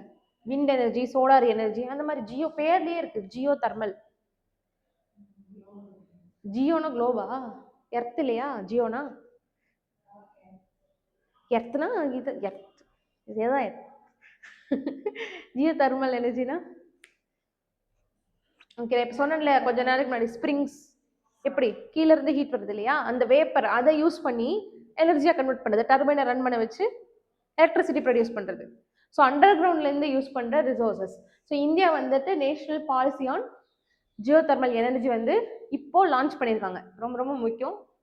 ஸோ எதுக்குன்னா ஜியோ தெர்மல் எனர்ஜி ரிசோர்ஸ் எங்கெங்கெல்லாம் இருக்கு அப்படின்னு மேப் பண்றதுக்காகவும் அங்கிருந்து எக்ஸ்ப்ளோர் பண்றதுக்காகவும். இந்தியாவோட ஜியோ தெர்மல் எனர்ஜி பொட்டன்ஷியல் பாருங்க, 10 ஜிகாவாட் வந்து நம்ம மேனுஃபேக்சர் பண்ணலாம் ஜியோ தெர்மல் எனர்ஜி யூஸ் பண்ணி. இப்போ 38 ஹாட் ஸ்ப்ரிங்ஸ் நான் சொன்னேன் இல்லையா, ஹாட் ஸ்ப்ரிங் கிரவுண்ட் வாட்டர் வந்துட்டு ஹாட் ராக்னால என்ன ஆகுது, இப்படி ஃபோர்ஸா வந்துட்டு ஹாட் வாட்டர் வந்து வெளியே வருதா, எர்த்துலேருந்து வெளியே வருதா. ஸோ அதை வந்து நம்ம என்ன பண்ணலாம், அந்த வேப்பர்ஸை டர்பைனை ரன் பண்ண வச்சு எலக்ட்ரிசிட்டி ப்ரொடியூஸ் பண்ணலாம். அதுதான் இந்த ஜியோ பேர்லேயே இருப்பாங்க, ஜியோ தெர்மல். ஸோ குளோபல் உள்ள எர்த்தில் இருக்க இன்பான் அந்த ஹீட் இருக்கு இல்லையா, அந்த ஹீட்டை யூஸ் பண்ணி நம்ம எனர்ஜி கன்வெர்ட் பண்றது தான். இந்தியாவில் வந்து இது ரொம்ப ரொம்ப முக்கியம். புகா வேலி லடாக்ல இருக்கு. லடாக்ல இருக்க புகா வேலியில் பார்த்தீங்கன்னா இந்த மாதிரி நிறைய ஸ்ப்ரிங்ஸ் இருக்கு. ஸோ அந்த அந்த ஸ்ப்ரிங் வந்து ஒரு மேஜர் ரிசோர்ஸ். இப்போ பிளான்ட் ஆக்சுவலி அங்கே பண்ணாங்க, ஜியோ தெர்மல் எனர்ஜி அங்கிருந்து ப்ரொடியூஸ் பண்றதுக்காக பண்ணாங்க, அது ஃபெயிலியர் ஆயிருச்சு. திருப்பி பண்ணுவாங்க எகைன், டெக்னாலஜி வந்து ஃபெயிலியர் ஆயிருச்சு, எகைன் பண்ணுவாங்க. ஸோ மணிக்கரன் இது ரெண்டும் ரொம்ப ரொம்ப முக்கியமான ஸ்பாட். தாத்தாபாணி இன் சத்தீஸ்கர், இதெல்லாம் பாருங்க ஹை பொட்டன்ஷியல் ஜோன்ஸ், ரொம்ப முக்கியம். இந்த பாலிசி கீழே என்ன கொண்டு வந்திருக்காங்கன்னு அப்படின்னா, எஃப்டிஐ வந்து 100% ஃபாரின் டைரக்ட் இன்வெஸ்ட்மெண்ட் இருக்குல்ல, ஃபாரின் எம்என்சி ஃபாரின் கம்பெனிஸ், அவங்க வந்து 100% வந்து ஜியோ தெர்மல் எனர்ஜியில இன்வெஸ்ட் பண்ணலாம் அப்படின்னு சொல்லியிருக்காங்க. இதெல்லாமே சென்டர் ஆஃப் எக்ஸலன்ஸ் ரிசர்ச்சுக்காக இதெல்லாம் நாங்கள் செட்டப் பண்றோம் இந்த பாலிசி கீழே. இன்னும் எப்படி நிறைய இப்போ டெக்னாலஜி ஃபெயிலியர் ஆயிடுச்சு, இப்போ ரிசர்ச் சென்டர் கொண்டு வந்தாங்கன்னா அங்கே சயின்டிஸ்ட் எல்லாமே சேர்ந்து ஒர்க் பண்ணி ஒரு பாசிட்டிவ் இஸ்ரோ இருக்கு இல்லையா, அந்த மாதிரி centre of excellence for geo thermal கொண்டு வராங்க. ஓகேவா, ரிசர்ச் பாடி. தென் இதெல்லாம் ஒரு கம்பெனி இன்வெஸ்ட் பண்ணுறாங்கன்னா அங்கே கவர்மெண்ட்டும் ஜாயின்ட் வெஞ்சர் வச்சுக்குவாங்க அவங்களோட. ஸோ நோட் பண்ணிக்கோங்க, இந்த பாலிசியோட அப்ஜெக்டிவ் இந்தியாவோட பொட்டன்ஷியல் எவ்வளோ, மேஜர் ஹை பொட்டன்ஷியல் ஜோன்ஸ் என்னென்ன, இதெல்லாம் நீங்கள் கூகுளில் போய் பார்த்தீங்கன்னா அந்த ஃபோட்டோஸ்லாம் வரும், பூகா மணிக்கரன்லாம் யூடியூப்ல போட்டிங்கன்னாவே வரும், ரொம்ப நல்லா இருக்கும் அதெல்லாம் பார்க்கறதுக்கு. பீப்புள் ரொம்ப டூரிஸ்ட் ஸ்பாட், அதெல்லாம் வேடிக்கை பார்க்கலாம் நம்ம போய், ஸ்ப்ரிங்ஸ் எல்லாமே ஹாட் ஸ்ப்ரிங்ஸ் எல்லாமே நல்லா இருக்கும் பாருங்க. பண்ணுங்க. நெக்ஸ்ட் என்விரான்மெண்டல் ஆடிட்டர்ஸ், இது வந்து இப்போ கொண்டு வந்திருக்க புது ரூல்ஸ், என்விரான்மெண்டல் ஆடிட் ரூல்ஸ் 2025ல. சரி ஓகே, இப்போ வந்துட்டு ஒரு இப்போ என்ன நடந்துச்சுங்க, இங்க பக்கத்துல வந்துட்டு ஒரு டெக்ஸ்டைல் இண்டஸ்ட்ரி இருக்கு. அவங்க வந்துட்டு என்ன டெக்ஸ்டைல் வேணாம், வேற ஏதாவது பொல்யூட்டிங் இண்டஸ்ட்ரி, யாராவது பொல்யூட்டிங் இண்டஸ்ட்ரி சொல்லுங்க. அயர்ன் அண்ட் ஸ்டீல் இண்டஸ்ட்ரி இருக்குன்னு வச்சுக்கோங்க. இப்போ தமிழ்நாட்டிலே ஒரு அயர்ன் அண்ட் ஸ்டீல் இண்டஸ்ட்ரி இருக்கு. இப்போ நீங்கள் இந்த இஷ்யூ ஸ்டெர்லைட் காப்பர் இஷ்யூ பார்த்துருப்பீங்களா நீங்கள். So copper industry smelting industry அங்கே இருந்துச்சு. அவங்க வந்துட்டு பார்த்தீங்கன்னா எதனால க்ளோஸ் பண்ண சொன்னாங்க, எதனால மக்கள் அங்கே போராடினாங்க, ஆகலை, பட் பொல்யூஷன் ஜாஸ்தி, அது இன்டைரக்டாக வாட்டர் கிரவுண்ட் வாட்டர்ல கலந்து மக்களை பாதிக்குது. கவர்மெண்ட் எந்த ஸ்டெப்புமே எடுக்கல. யார் எடுக்கணும் ஸ்டெப்பு, பிரைவேட் எடுப்பாங்களா, கவர்மெண்ட் தானே எடுக்கணும், கவர்மெண்ட் தானே ரெகுலேட்டரி பாடி. பொல்யூஷன் அந்தந்த ஸ்டேட்ல இருக்க ஸ்டேட் பொல்யூஷன் கண்ட்ரோல் போர்டு எடுக்கணும், அந்தந்த சென்ட்ரல் பொல்யூஷன் கண்ட்ரோல் போர்டு இருக்கு, இதுக்கு மேல அவங்க மானிட்டர் பண்ணணும், யாருமே எதுவுமே பண்ணல. அதனால தானே மக்கள் வந்து போராடினாங்க. ஸோ இந்த ஸ்டேட் பொல்யூஷன் கண்ட்ரோல் போர்டு என்ன இஷ்யூனா, அவங்க கிட்ட சஃபிஷியன்ட் மேன் பவர் கிடையாது. இப்போ எப்படின்னா, இவ்வளோதான் பொல்யூஷன் எமிட் பண்ணணும், லிக்விடை வந்துட்டு இப்போ காப்பர் அந்த ஸ்மெல்டிங் யூனிட் இருக்குன்னா நீங்கள் பொல்யூஷன் இவ்வளோதான் பண்ணணும் இப்படின்னு வந்து ரூல்ஸ்ல இருக்கு, லால இருக்கு. அதை இம்ப்ளிமெண்ட் பண்றதுக்கு ஏஜென்சிஸ் கிடையாது. ஒரு இவ்வளோ ரூல்ஸ்ன்னு கொடுத்துட்டாங்க, கிளியரன்ஸ் கொடுத்துருவாங்க பண்ணும்போதே. ஒரு இண்டஸ்ட்ரி வந்து பண்ணும்போது இப்போ காப்பர் ஸ்மெல்டிங் யூனிட் இருக்குன்னா ஸ்டெர்லைட்டுக்கு கிளியரன்ஸ் கிடைச்சிடும். பட் அதை ப்ராக்ரஸாக மானிட்டர் பண்ணணும்ல, அந்த இண்டஸ்ட்ரி பொல்யூஷன் லெவலில் அந்த ரூல்ஸை வந்து ஃபாலோ பண்ணுறாங்களா, கரெக்டாக எமிட் பண்ணுறாங்களா, எக்ஸஸாக பொல்யூஷன் கொண்டு வராங்களா. இப்போ வந்து ஜீரோ லிக்விட் டிஸ்சார்ஜ்னு கொண்டு வந்திருக்காங்க. அதாவது ட்ரீட்மெண்ட் பண்ணாமல் வேஸ்ட் வாட்டரை நீங்கள் தண்ணியில் கலக்கவே கூடாது. ஸ்டெர்லைட் அது பண்ணாங்களா, ஃபாலோ பண்ணாங்களா, பண்ணலை. அதனால தானே மக்கள் போராடினாங்க. ஸோ அந்த மாதிரி மானிட்டர் பண்ணுறதுக்கு ஸ்டேட் பொல்யூஷன் கண்ட்ரோல் போர்டில் ஆளே இல்லை, சஃபிஷியன்ட் மேன் பவர் கிடையாது. அதனால கவர்மெண்ட் இப்போ கொண்டு வந்திருக்காங்க இந்த என்விரான்மெண்டல் ஆடிட்டர்ஸ். ரொம்ப ரொம்ப முக்கியமான ஒரு சட்டம். இங்க என்னன்னா இது வந்து கவர்மெண்ட்டே வந்து இப்போ சிஏ இருக்காங்க இல்லையா, சார்ட்டர்ட் அக்கௌண்டன்ட், அவங்க எப்படி ஆடிட்டிங் ஃபினான்ஷியல் ஆடிட்டர்ஸோ அந்த மாதிரி என்விரான்மெண்டல் ஆடிட்டர்ஸை சர்டிஃபை பண்ணி கவர்மெண்ட் வந்து கொடுப்பாங்க, அப்ரூவல், சர்டிஃபைட் ஏஜென்சிஸ். அவங்க என்ன பண்ணுவாங்கன்னா ஒவ்வொரு இப்போ இந்த இண்டஸ்ட்ரி ஸ்டெர்லைட் இருக்குன்னா அந்த ஸ்டெர்லைட் வந்து ஆடிட் வந்து ப்ராப்பராக பப்ளிஷ் பண்ணணும், இயர்லி பப்ளிஷ் பண்ணணும். இவ்வளோ பொல்யூஷன் லெவல் எங்களுக்கு கொடுத்துருக்காங்க, நாங்கள் இவ்வளோ பண்ணியிருக்கோம், எக்ஸஸாக இருந்தாலும் அதை பப்ளிஷ் பண்ணணும். அவங்க வந்து அவங்களோட பிரைவேட் ஆடிட்டர்ஸ் வச்சு பப்ளிஷ் பண்ணிடுவாங்க. அதை போய் திருப்பி கிராஸ் செக் கூட பண்ண மாட்டாங்க யாருமே. பட் இந்த என்விரான்மெண்டல் ஆடிட்டர்ஸ் கொண்டு வந்ததுக்கப்புறம் என்னன்னா, இவங்க வந்து கவர்மெண்ட் சர்டிஃபைட் ஏஜென்சிஸ். இவங்க வந்து ஒவ்வொரு இண்டஸ்ட்ரீஸ்லையும் போய் டேட்டாஸ் கலெக்ட் பண்ணி ரிப்போர்ட் பண்ணி அவங்க அதை ஃபாலோ பண்ணுறாங்களா ரூல்ஸை அப்படின்னு பண்ணி அவங்க வந்துட்டு பொல்யூஷன் கண்ட்ரோல் போர்டுக்கு ரிப்போர்ட் சப்மிட் பண்ணுவாங்க.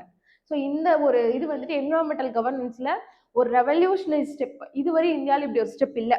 அதனால தான் பொல்யூஷன் ரொம்ப ரொம்ப ஜாஸ்தியாக இருக்குது. இதுலேயே சில ட்ராபேக்ஸ் இருக்குது, அது உங்களுக்கு லேட்டராக வந்து நான் சொல்கிறேன். இப்போதைக்கு இது யார் என்னங்கிறது பாருங்கள்.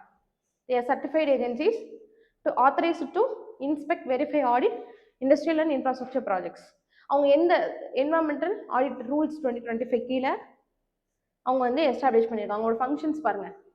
ஸோ ஆடிட் வந்து கண்டக்ட் பண்ணணும், தென் சாம்பிள் கண்டக்ட் பண்ணணும், அனலைஸ் பண்ணணும், பொல்யூஷன் லெவல் என்ன, பக்கத்தில் இருக்க மக்களோட ஹெல்த்தில் பிளட்ல அது கலந்துருக்கான்னு அவங்க செக் பண்ணணும். இப்போ காப்பர் ஸ்மெல்டிங் யூனிட், காப்பர் வந்து நம்ம பிளட்ல இப்போ அதுக்கு பொல்யூட் ஆயிடுச்சுன்னா நம்மளோட பிளட்ல ஆப்வியஸாக அது எக்ஸஸ் லெவலில் இருக்கும். ஸோ அதெல்லாமே செக் பண்ணணும். அதெல்லாமே நான் காம்ப்ளைன்ஸ் இருந்தால் ஸ்டேட் பொல்யூஷன் கண்ட்ரோல் போர்டுக்கு ரிப்போர்ட் பண்ணணும். இப்போ ஒரு கம்பெனி இருக்கு, ஆடிட் பண்ணிட்டாங்க, அவங்க அதை ஃபாலோ பண்ணல, அந்த கம்பெனியை வயலேட் பண்ணிட்டாங்க, யார் ஆக்ஷன் எடுக்கணும்? கவர்மெண்ட்னா யாரு?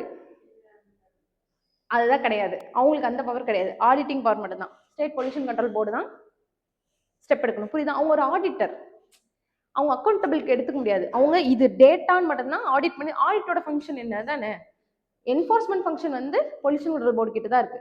இன்கேஸ் அந்த data pollution control board neglect பண்ணிட்டாங்கன்னா முடிஞ்சிருச்சு, ஒண்ணுமே பண்ண முடியாது. புரியுதா? ஆடிட்டர்ஸ் வந்து ஆடிட் மட்டும் தான் பண்ணுவாங்க. ஸோ இப்படிதான் கொஸ்டின் கேட்பாங்க, ஆடிட்டர்ஸ்க்கு அந்த பவர் இருக்கா அப்படிங்கிறத கொஸ்டினா கேட்பாங்க. நோட் பண்ணிக்கோங்க. ஓகே, யுனெஸ்கோ தான் இந்த பயோஸ்பியர் ரிசர்வ் அப்படிங்கிற ஒரு கான்செப்ட் கொண்டு வந்தாங்க. அதை பத்தி எதுக்கா தெரியுமா? பயோஸ்பியர் ரிசர்வ் நார்மலா இப்ப கிண்டியில ஒரு கிண்டி நேஷனல் பார்க் போயிருக்கீங்களா? அது என்னது நேஷனல் பார்க்ங்கிறது? அங்க வந்துட்டு கவர்மெண்ட் ரொம்ப ரெகுலேட்டடா இருக்கு, நம்ம அங்க போய் தங்க முடியுமா? முடியாது. இந்த மாதிரி கிண்டி நேஷனல் பார்க் ஒரு சிட்டிக்குள்ள இருக்கு. இந்த மாதிரி ட்ரைபல் ஏரியாஸ் எல்லாம் நேஷனல் பார்க் டிமார்க்கெட் பண்ணிட்டாங்கன்னு வச்சுக்கோங்க, அங்க இருக்க ட்ரைபல்ஸ் எல்லாம் அங்க இருக்க முடியாது, வெளியே தீர்வாங்க அங்க இருந்து. ஸோ அப்படி இல்லாம பீப்புளும் சயின்டிபிக் என்விரான்மெண்ட்டும் ஒத்துழைச்சு நம்ம வந்து கன்சர்வேஷன் பண்ணணும் அப்படின்னு யுனெஸ்கோ வந்துட்டு லான்ச் பண்ண இந்த பயோஸ்பியர் ரிசர்வ். இந்த பயோஸ்பியர் ரிசர்வ் வந்து ஒரு பெரிய கார்டு இருக்குன்னு வச்சுக்கோங்க, அது ரொம்ப ரொம்ப இம்பார்ட்டன்டான. இப்போ நீல்கிரிஸ் வந்து ஒரு பயோஸ்பியர் ரிசர்வ் அனௌன்ஸ் பண்ணியிருக்காங்க. அங்க மக்கள் எல்லாருமே இருக்காங்க இல்லையா? ஸோ எப்படின்னா 3 core strategy. First core area, buffer area and transition area and buffer ஏரியான்னு சொல்லி அனௌன்ஸ் பண்ணுவாங்க 3 ஜோனா. கோர் ஏரியாவில் பார்த்தீங்கன்னா யாருமே ஹேபிடேஷன் அலோவ் பண்ண மாட்டாங்க. அதே மாதிரி தான் பஃபர் ஏரியாலையும் சம்வாட் ஹேபிடேஷன், தென் அவுட்டர் தேர்ட் லேயர்ல வந்துட்டு ஹேபிடேஷன் அலௌடு. இந்த மாதிரி ஒரு கன்சர்வேஷன் மெத்தட் தான் யுனெஸ்கோவோட பயோஸ்பியர் ரிசர்வ். இப்போ இந்தியாவில் வந்துட்டு யுனெஸ்கோ வந்து ரெகக்னைஸ் பண்ணது 12 பயோஸ்பியர் ரிசர்வ் ரெகக்னைஸ் பண்ணியிருக்காங்க. 13 தான் இந்தியாவோட கோல் டெசர்ட் லடாக்ல இருக்கிறது இப்போ ரெகக்னைஸ் பண்ணியிருக்காங்க 13th பயோஸ்பியர் ரிசர்வா.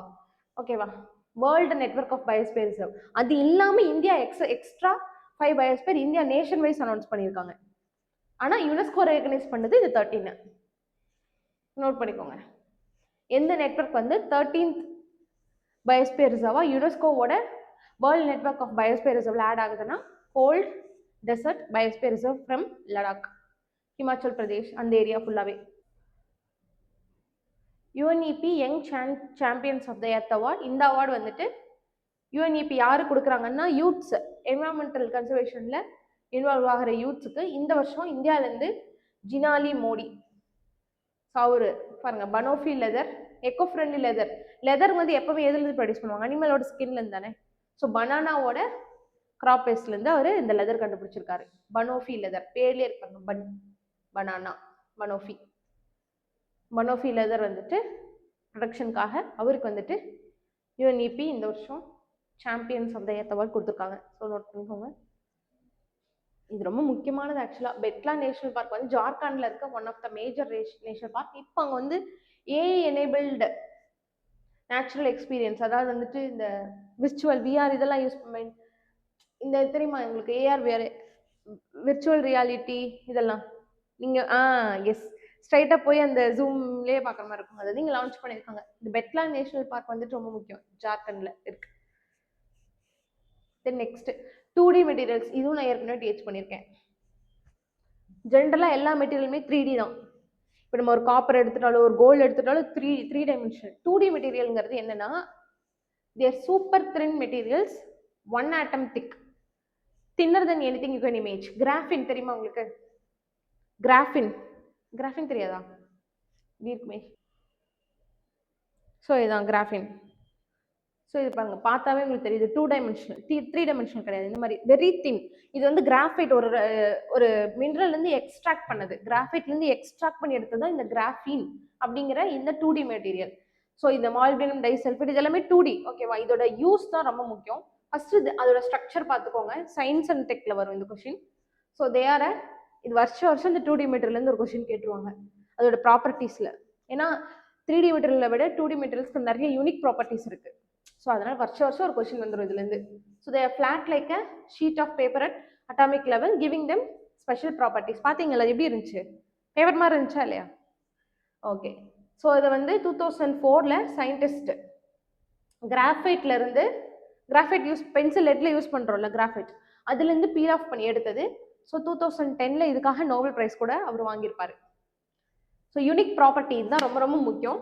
ஸோ ரொம்ப தின்னாக இருக்கனால எலக்ட்ரான்ஸ் வந்து they can move freely. So it is faster. Electricity வந்து ரொம்ப ஃபாஸ்ட்டாக பாஸ் பண்ணும். மற்ற காப்பரை விடவே அது வந்து ரொம்ப ஃபாஸ்ட்டாக எலக்ட்ரிசிட்டி பாஸ் பண்ணும். காப்பர் தான் ஒரு பெரிய எலக்ட்ரிசிட்டி கண்டக்டிங் மெட்டீரியல் நம்ம படிச்சிருக்கோம். ஸோ 2Dலாம் அதை விட ரொம்ப கிரேட். சூப்பர் கம்ப்யூட்டர்ஸ் இதுலலாம் அதான் யூஸ் பண்ணுவாங்க, 2D மெட்டீரியல். ஓகேவா? தென் அது பார்க்கறதுக்கு எப்படி இருக்கு? நமக்கு சின்ன மெட்டீரியல் ஈஸியாக அதை வந்து உடைக்கவே முடியாது. அதுதான் ரொம்ப முக்கியமான ப்ராப்பர்ட்டி. வெரி வெரி ஸ்ட்ராங், ரொம்ப ஸ்ட்ராங்காக இருக்கும். ஸ்டீலை விட அது ஸ்ட்ராங்கர். அதுதான் ரொம்ப முக்கியமான ப்ராப்பர்ட்டி. பிகாஸ் அதோட பாண்டிங் அப்படி. தென் தே ஷோ குவாண்டம் எஃபெக்ட்ஸ். தென் இந்த இங்கே பாருங்க கரெக்டாக இருக்கு. தேர் சூப்பர் கண்டக்டர்ஸ். எலக்ட்ரிசிட்டியை ரொம்ப ஸ்பீடாக கண்டக்ட் பண்ணும். அதனால அது சூப்பர் கண்டக்டர். தேர் சூப்பர் ஸ்ட்ராங், 200 times ஸ்ட்ராங்கர் தென் ஸ்டீல்.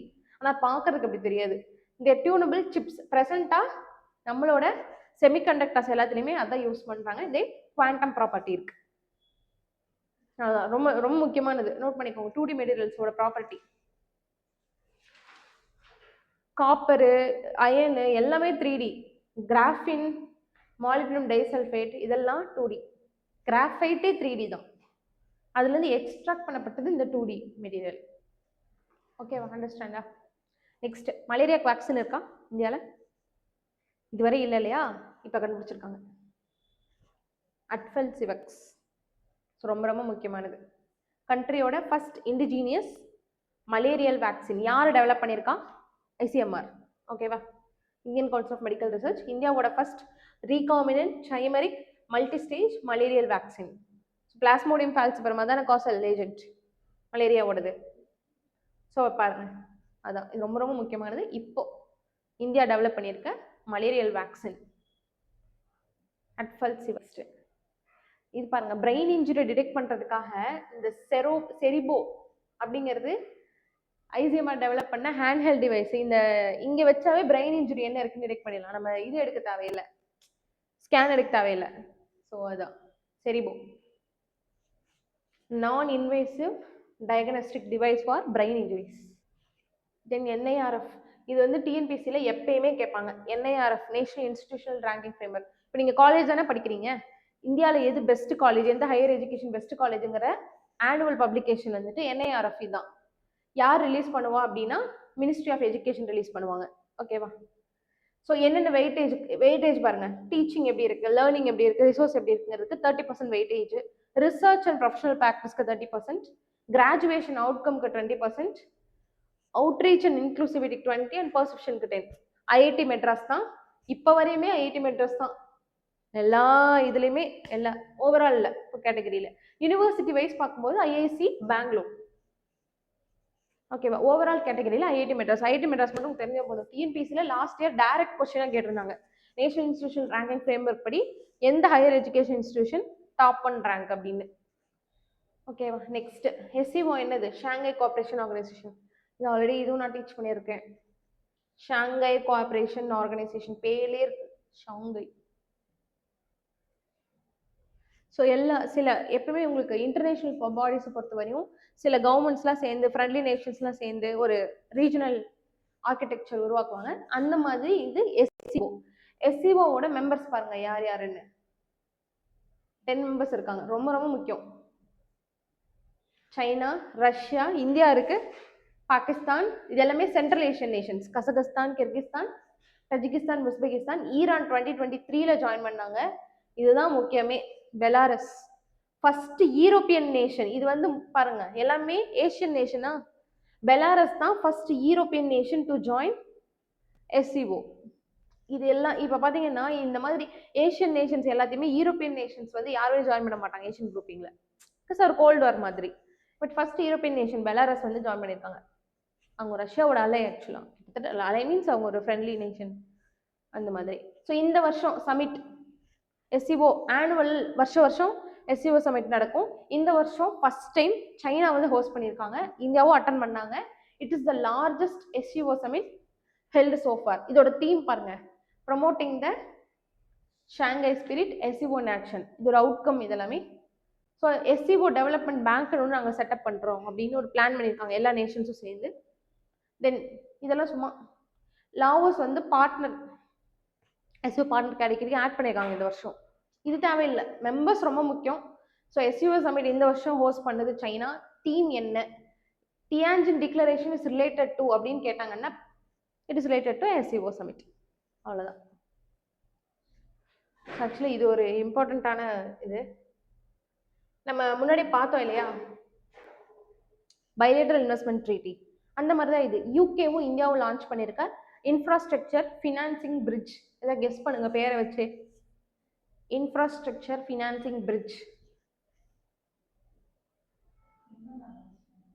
நேம் வச்சு இது எதுக்கு? என்னது இதோட அப்ஜெக்டிவ் என்ன? யூகே இந்தியா இல்ல ஃபினான்சிங் பிரிட்ஜ்னு இருக்கு. பிரிட்ஜுங்கிறது நீங்க சொல்றது கரெக்ட் தான். ஆனா வந்துட்டு இன்ஃப்ராஸ்ட்ரக்சர் ஃபினான்சிங் பிரிட்ஜ்னா என்னது? இதான் சும்மா ஒரு யூபிஎஸ்சி படிக்கிற மாதிரி திங்க் பண்ணுங்க. ஃபினான்ஷியல் கொஞ்சம் கரெக்ட். ஆக்சுவலாக கரெக்ட் தான். என்னன்னா இப்போ இந்தியாவில் நிறைய இன்ஃப்ராஸ்ட்ரக்சர் கேப் இருக்கு இல்லையா. நம்ம கிட்ட ஃபண்ட் இருக்கு அந்த அளவுக்கு இல்லை. ஃபாரின் நேஷன்ஸ்ல இருக்க ஃபண்டை நம்ம யூஸ் பண்றதுக்காக இப்போ யூகேவும் இந்தியாவும் சைன் பண்ணியிருக்காங்க நம்மளோட இன்ஃப்ராஸ்ட்ரக்சர் ஃபினான்ஸ் பண்றதுக்கு. இப்போ நீங்க ஜப்பான் பாத்தீங்கன்னா நிறைய ஃபினான்ஸ் பண்ணிட்டு இருக்காங்க. நமக்கு புல்லட் ட்ரெயின்லாம் அவங்க தானே ஃபினான்ஸ் பண்ணிட்டு இருக்காங்க. இண்டஸ்ட்ரியல் காரிடார் ப்ராஜெக்ட்ஸ்லாம் தெரியாதோ? சரி ஓகே, பின்னாடி சொல்றேன். ஸோ அந்த மாதிரி யூகே கூட நம்ம சைன் பண்ணியிருக்கிறது தான் இந்த infrastructure financing bridge. Last year sign பண்ணோம். இந்த வருஷம் ஃபர்ஸ்ட் அனிவர்சரி. ஸோ இது நோடல் ஏஜென்சி கேட்பாங்க. நிதி ஆயோக் தான் அதை மேனேஜ் பண்றாங்க. இன்ஃப்ராஸ்ட்ரக்சருங்கிறது என்னது ஃபர்ஸ்ட் அது தெரியுமா? என்னது? பில்டிங்ஸா? பில்டிங்ஸே வராது. லாஜிஸ்டிக்ஸ் தான் மெயின். ரோடு, ரயில்வேஸ், ஓகேவா. லாஜிஸ்டிக்ஸ் செட்டா, கோல்ட் செயின், இதெல்லாம் தான் இன்ஃப்ராஸ்ட்ரக்சர் மெயினா. ஓகேவா. ஸோ யார் மேனேஜ் பண்றாங்கன்னா இந்தியாவோட நிதி ஆயோக். இதோட அப்ஜெக்டிவ் பாருங்க. இந்தியா எதுக்கு சைன் பண்ணிருக்காங்க? To mobilise global private capital for India's infrastructure projects. இப்போ எல்பிஜி நெட்வொர்க்கு எல்லாத்துக்குமே, solar energy, wind energy, renewable energy projects இதெல்லாமே. ஸோ நோட் பண்ணிக்கோங்க. இந்த இன்ஃப்ராஸ்ட்ரக்சர் ஃபினான்சிங் பிரிட்ஜ் இதை எந்த ஏஜென்சி மேனேஜ் பண்றாங்கிறது ரொம்ப முக்கியம். நிதி ஆயோக் தான் மேனேஜ் பண்றாங்க.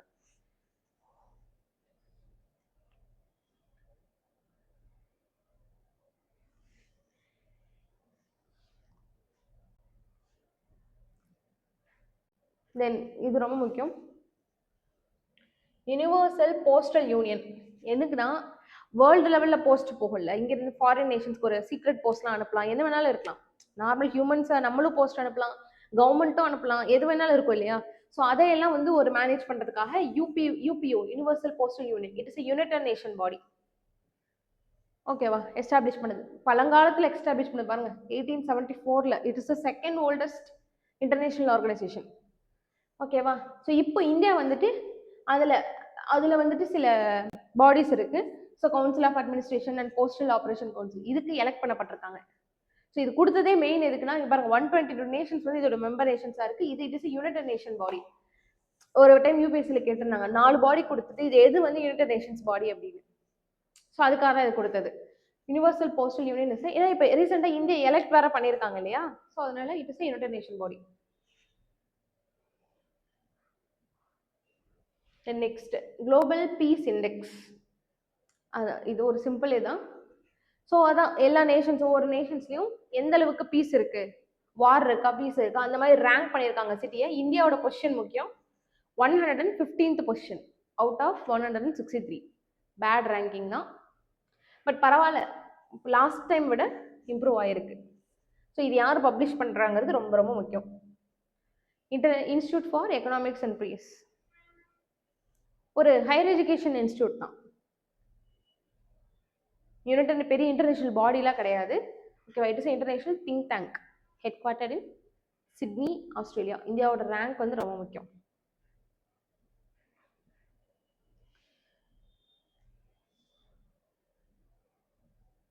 Mumbai Ahmedabad high speed rail corridor. இதை வந்துட்டு நான் வந்துட்டு கிளாஸ்ல நிறைய டைம் சொல்லியிருக்கேன். என்னது? Bullet train project. இங்கே ஃபர்ஸ்ட் இந்தியாவோட ஃபர்ஸ்ட் புல்லட் ட்ரெயின் வந்துட்டு இருக்கு. மும்பையிலேருந்து அகமதாபாத் கனெக்ட் பண்ணுது. யார் இது ஃபண்ட் பண்றா? ஜாப்பனீஸ். சின்கின்ஷன் டெக்னாலஜினா என்னது? புல்லட் ட்ரெயின் நார்மல் ரயில்வே ட்ராக்ல ஓடுமா? ஓடாது, வேக்கம் டியூப்ல ஓடும். அதோட ஸ்பீடு பாருங்க, ஸ்பீட் ரொம்ப ரொம்ப முக்கியம். 320 km/h. ஓகேவா? ஸோ அதான் ஆக்சுவலி புல்லட் ட்ரெயினுக்கு இந்த ஹைப்பர் லூப் சிஸ்டம் வராதுன்னு நினைக்கிறேன். ஹைப்பர் லூப் டெக்னாலஜி வேற. Okay okay okay okay okay okay. Japanese shinkansen டெக்னாலஜிகள் என்ன ட்ராக்ஸ் இருக்கு இல்லையா, ரயில்வே ட்ராக்ஸ், அதில் சில மாடிஃபிகேஷன் பண்ணுவாங்க. கிட்டத்தட்ட அதோட ஸ்பீடு வந்து நார்மல் ட்ரெயினை விட ஜாஸ்தி. அது என்ன நான் ரெஃபர் பண்ணி சொல்கிறேன், நான் கவனிக்காம விட்டேன். ஸோ இது யார் இம்ப்ளிமெண்ட் பண்ணுறான்னா ஹைவேஸ், இந்தியன் ரயில்வேஸ் கிடையாது, இதுக்குன்னே எஸ்டாப்ளிஷ் பண்ணியிருக்காங்க. ஸோ இப்படி தான் கொஸ்டின்ஸ் வரும். இந்தியன் ரயில்வேஸோட ப்ராஜெக்டா அப்படின்னு. அது பாருங்க, national high speed rail corporation லிமிடெடோட ப்ராஜெக்ட் புல்லட் ட்ரெயின். ஓகேவா? இந்தியாவோட ஃபர்ஸ்ட் புல்லட் ட்ரெயின் மும்பைலேருந்து அகமதாபாத்.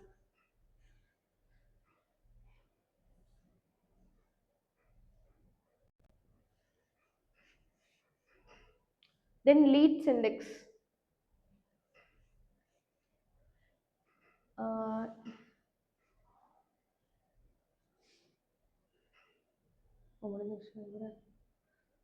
ஓகே, லீட்ஸ் இண்டெக்ஸ் வந்து என்னன்னா logistic ease across different states. இது ரொம்ப ரொம்ப முக்கியமான இண்டெக்ஸ்.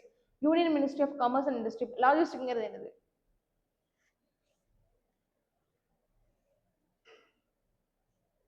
இப்போ நம்மளோட ஒரு இண்டஸ்ட்ரி இருக்கு, அவங்க மேனுஃபேக்சர் பண்றாங்க அந்த ப்ராடக்ட்டை, அதை வந்து கன்சூமருக்கு எடுத்துட்டு போனா ரோடு வேணும், ரயில்வேஸ் வேணும், எல்லாமே வேணும் இல்லையா? ஸோ அதுதான் லாஜிஸ்டிக்ஸ். டிரான்ஸ்போர்ட் பண்ணக்கூடியது from production to consumer. Storage unit வேணும், இதெல்லாமே நம்ம லாஜிஸ்டிக்ஸ்ல வரும். ஸோ ஸ்டேட் வைஸ் எல்லாம் எப்படி லாஜிஸ்டிக்ஸ் வந்து எந்த அளவுக்கு ரெடியா இருக்கு அப்படிங்கிறத மெஷர் பண்ணது தான் இந்த லீட்ஸ் இண்டெக்ஸ். ஸோ இதை லீடர்ஸ், அச்சீவர்ஸ் அண்ட் ஆஸ்பைரர்ஸ் கிளாசிஃபை பண்ணி பப்ளிஷ் பண்றாங்க. லீட் இருப்பாங்க, ரொம்ப முக்கியம். யார் வந்து லீடர்ஸ் மட்டும் நோட் பண்ணிக்கோங்க, கொஸ்டின் டைரக்டா கேட்பாங்க. இல்லை நபார்ட்ல கேட்டிருந்தாங்கன்னு நினைக்கிறேன் ஆக்சுவலா. குஜராத், கர்நாடகா அண்ட் மகாராஷ்டிரா, இதை மட்டும் நோட் பண்ணிக்கோங்க. லீட்ஸ் இண்டெக்ஸோட லீடிங் ஸ்டேட், இந்த ஸ்டேட்லலாம் லாஜிஸ்டிக் வந்து ரொம்ப ஸ்ட்ராங்கா இருக்கு. குஜராத், கர்நாடகா அண்ட் மகாராஷ்டிரா. இது தேவையில்லை. நெக்ஸ்ட் பண்ணியாச்சா?